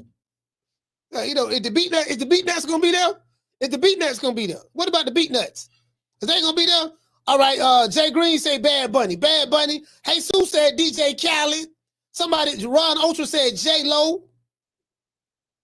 G5 said everyone. B Diddy named. Hey, all right, so he got some celebrities. Okay. Number one, man. Terror Squad. That's my brother right there. That's my big bro. So there's a lot of other guys out there, that show me so much love. I can't hear. It's my brother from the Latin world. Reggaeton artist. It's a lot, man. De La Ghetto. The list goes on, man. Hopefully they don't have no concerts or nothing. A lot of actors that I'm cool with. I'm trying to get 50 to come. So it's gonna be a good night. All right, well, we're looking forward to it. Sure. July 12th, New York City. Edgar Berlanga against Hamzah Sheeraz. Ring Magazine 3. Bruh, fam. Bruh, you know what? Hey, hey, fam, this is. Hey, bruh, Edgar Berlanga, fam. Edgar Berlanga. Hey, shout out to JC. JC say he lied. Dante said Rosie Perez. Okay, he got Rosie Perez. Tego Calderon. Oh, he got Tego Calderon. Okay, he got Tego Calderon. Okay, so he got all the Puerto Ricans. So he got all the Puerto Rican celebrities on lock. All right, so it's safe to say that all the Puerto Rican celebrities, he got them on lock. You know what I mean? He got Rosie Perez. You know what I mean? The dude here say he got Tego Calderon. All right, cool. All right, so he got all the Puerto Ricans. He got all the Puerto Ricans on celebrities on lock. All right, cool. Let's give Edgar Berlanga. Let's give Edgar Berlanga and the Puerto Rican celebrities a round of applause.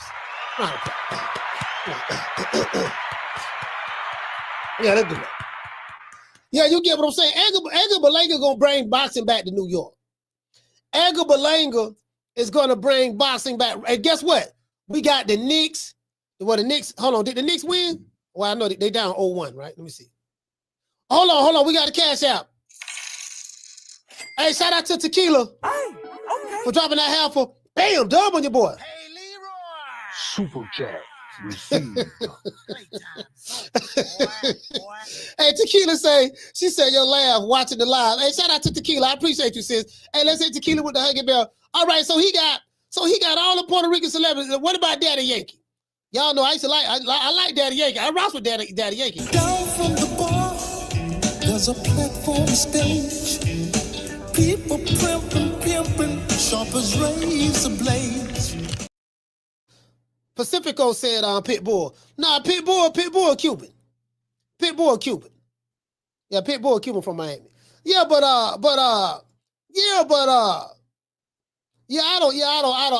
don't know, fam. I don't know, fam. Like, okay, he got all the celebrities. He got the celebrities. You know what I mean? Now we did it first, and we motivate even the greats. Listen, Edgar Berlanga is one of the funniest mofos I've ever seen in boxing. If they parlay this right, fam, if they parlay this right, he can literally bring boxing. Now, you can't trick the fans, though. You can't trick the fans. He said, who's a bigger draw in New York? Shushu, Carrington, Richardson, Hitchens, or Berlanga? I would say Berlanga. Well, you know what? You say bigger draw. I don't know. Like, where are they performing at? Richardson, Hitchens, I think all of them fighting in the same venues. All of them been fighting in the Hulu Theater, right? If they fight in the Hulu Theater, they really on the same. They really on the same level. But I would say Berlanga. I say Berlanga. Even though Richardson Hitchens has a belt, I don't know if Shushu have a belt yet. I think Shushu might have a belt. Richardson Hitchens have a belt, but I don't think he bigger. He ain't bigger than Edgar Berlanga. I don't know about that.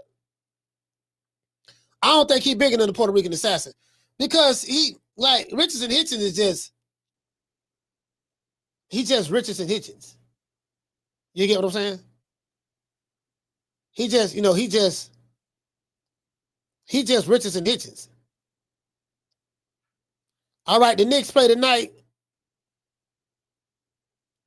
The Thunder up 2-0. Damn. The Knicks play. You get what I'm saying? Yeah, the Knicks play tonight. So he just Richardson Hitchens. To be fair, ain't neither one of them no draw. The Martin, ain't neither one of them really no draw like that. To be fair, you know what I mean? Like, I don't know. I'm gonna say Edgar, but I'm gonna ride with the Puerto Rican assassin. Hey, shout out to John BX. Hey, okay. Dropping out quarter of a dub. He said, "Hey, coach." He said, Hamzah Sheeraz called the Puerto Rican assassin his sausage in front of the terror squad, and Joey Crackcorn did nothing. He said thought they was about their life. I don't know. You get what I'm saying? Down from the bar, there's a platform stage. People pimping, sharp as razor blades. Man, Edgar. Hey, I'm gonna record that. Edgar Berlanga say, "Yeah, man. See, we ain't folk. We ain't folk no. Hold on, wait a minute now. Hold on now. Oh, wait a minute now. Hold on, we ain't fought no wall. Comfortable but alert. You know what I'm saying? Comfortable in the sense where I'm back home. For every one Puerto Rican, there was probably like 500 Mexicans that was there. So, but it's true. Right now, we got to bring that back. These big fights. We had Times Square May 2nd. No, wait a minute. Like this shit. They love. The UK is crazy. Fight. How much of a bigger star do you think you are now? 10 times more bigger. 20 times more bigger than when I fought in 2023 against Jason Quick.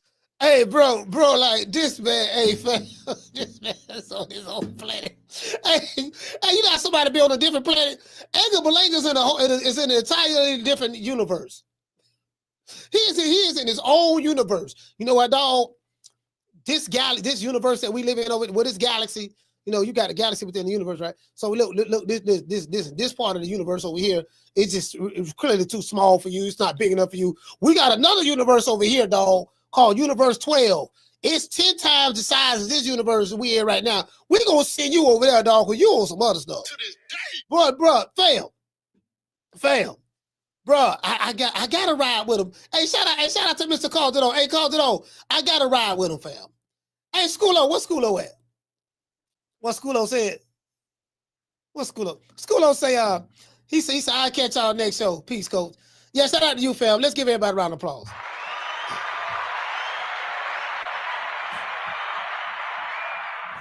Hey, look here, man. Hey, man, shout out to everybody, man. Let's give a shout out to the the Cash Appers. Let's see. Shout out to my sister. Shout out to Tequila. Hey, okay. Shout out to Tequila. I think that's it for the Cash Apps today. Yeah, shout out to Tequila. Shout out to John BX. Hey, okay. Mr. Curtis Robinson for becoming a member. Hey, okay. Tough Glove Boxing. Hey, okay. Shout out to Gold Rush. Hey, okay. Jamie from New York. Hey, okay. John BX, salute. Hey, okay. Shout out to Constantine. Hey, okay. And Jet Stanfield. Hey, okay. Let's get a super chat on some Cash Appers a round of applause. Bro. Fam, hey, Edgar Berlanga, dog. Man, hey, you know what? Hey, man. I can't believe it, man. I used to be clowning this dude all the time, bro.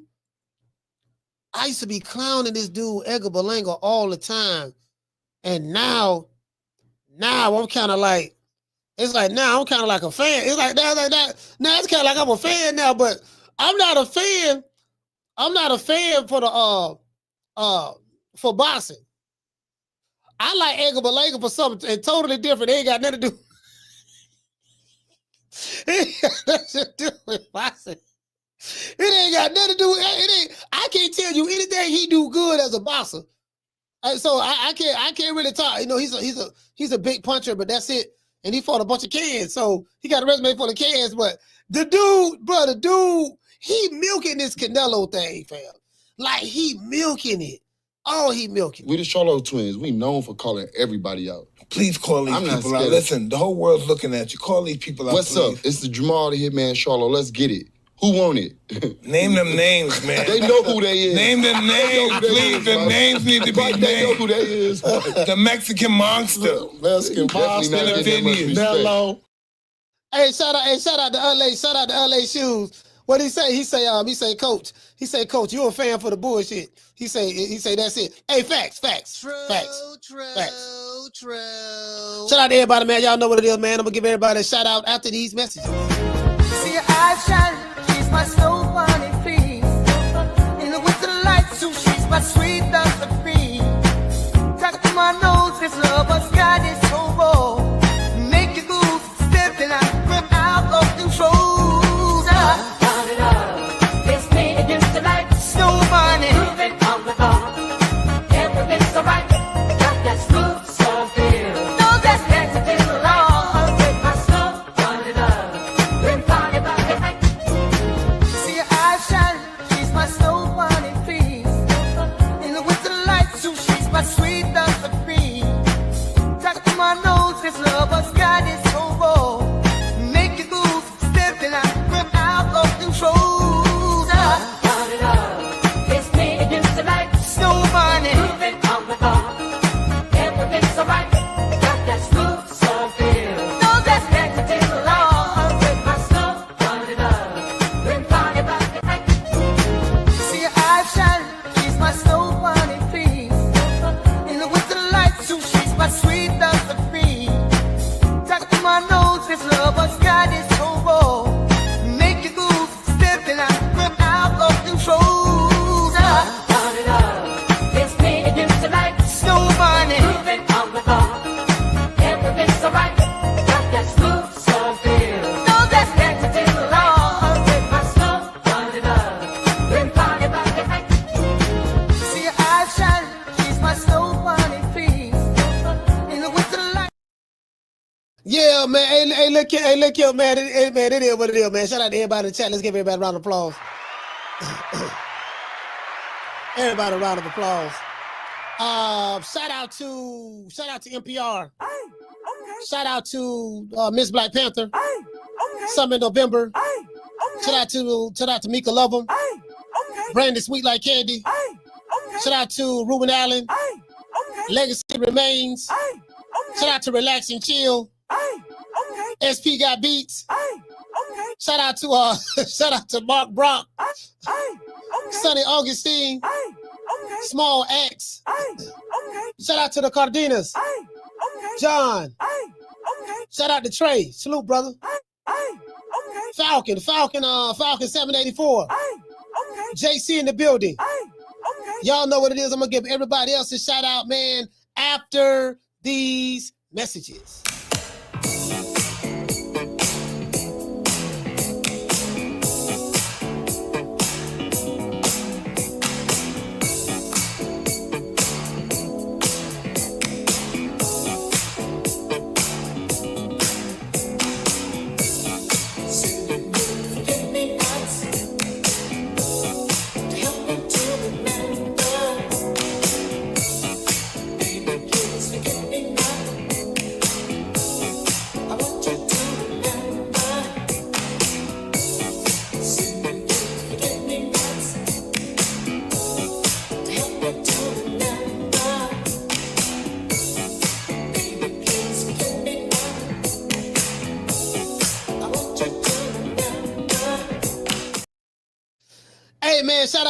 Shout out to Marty King Boxing.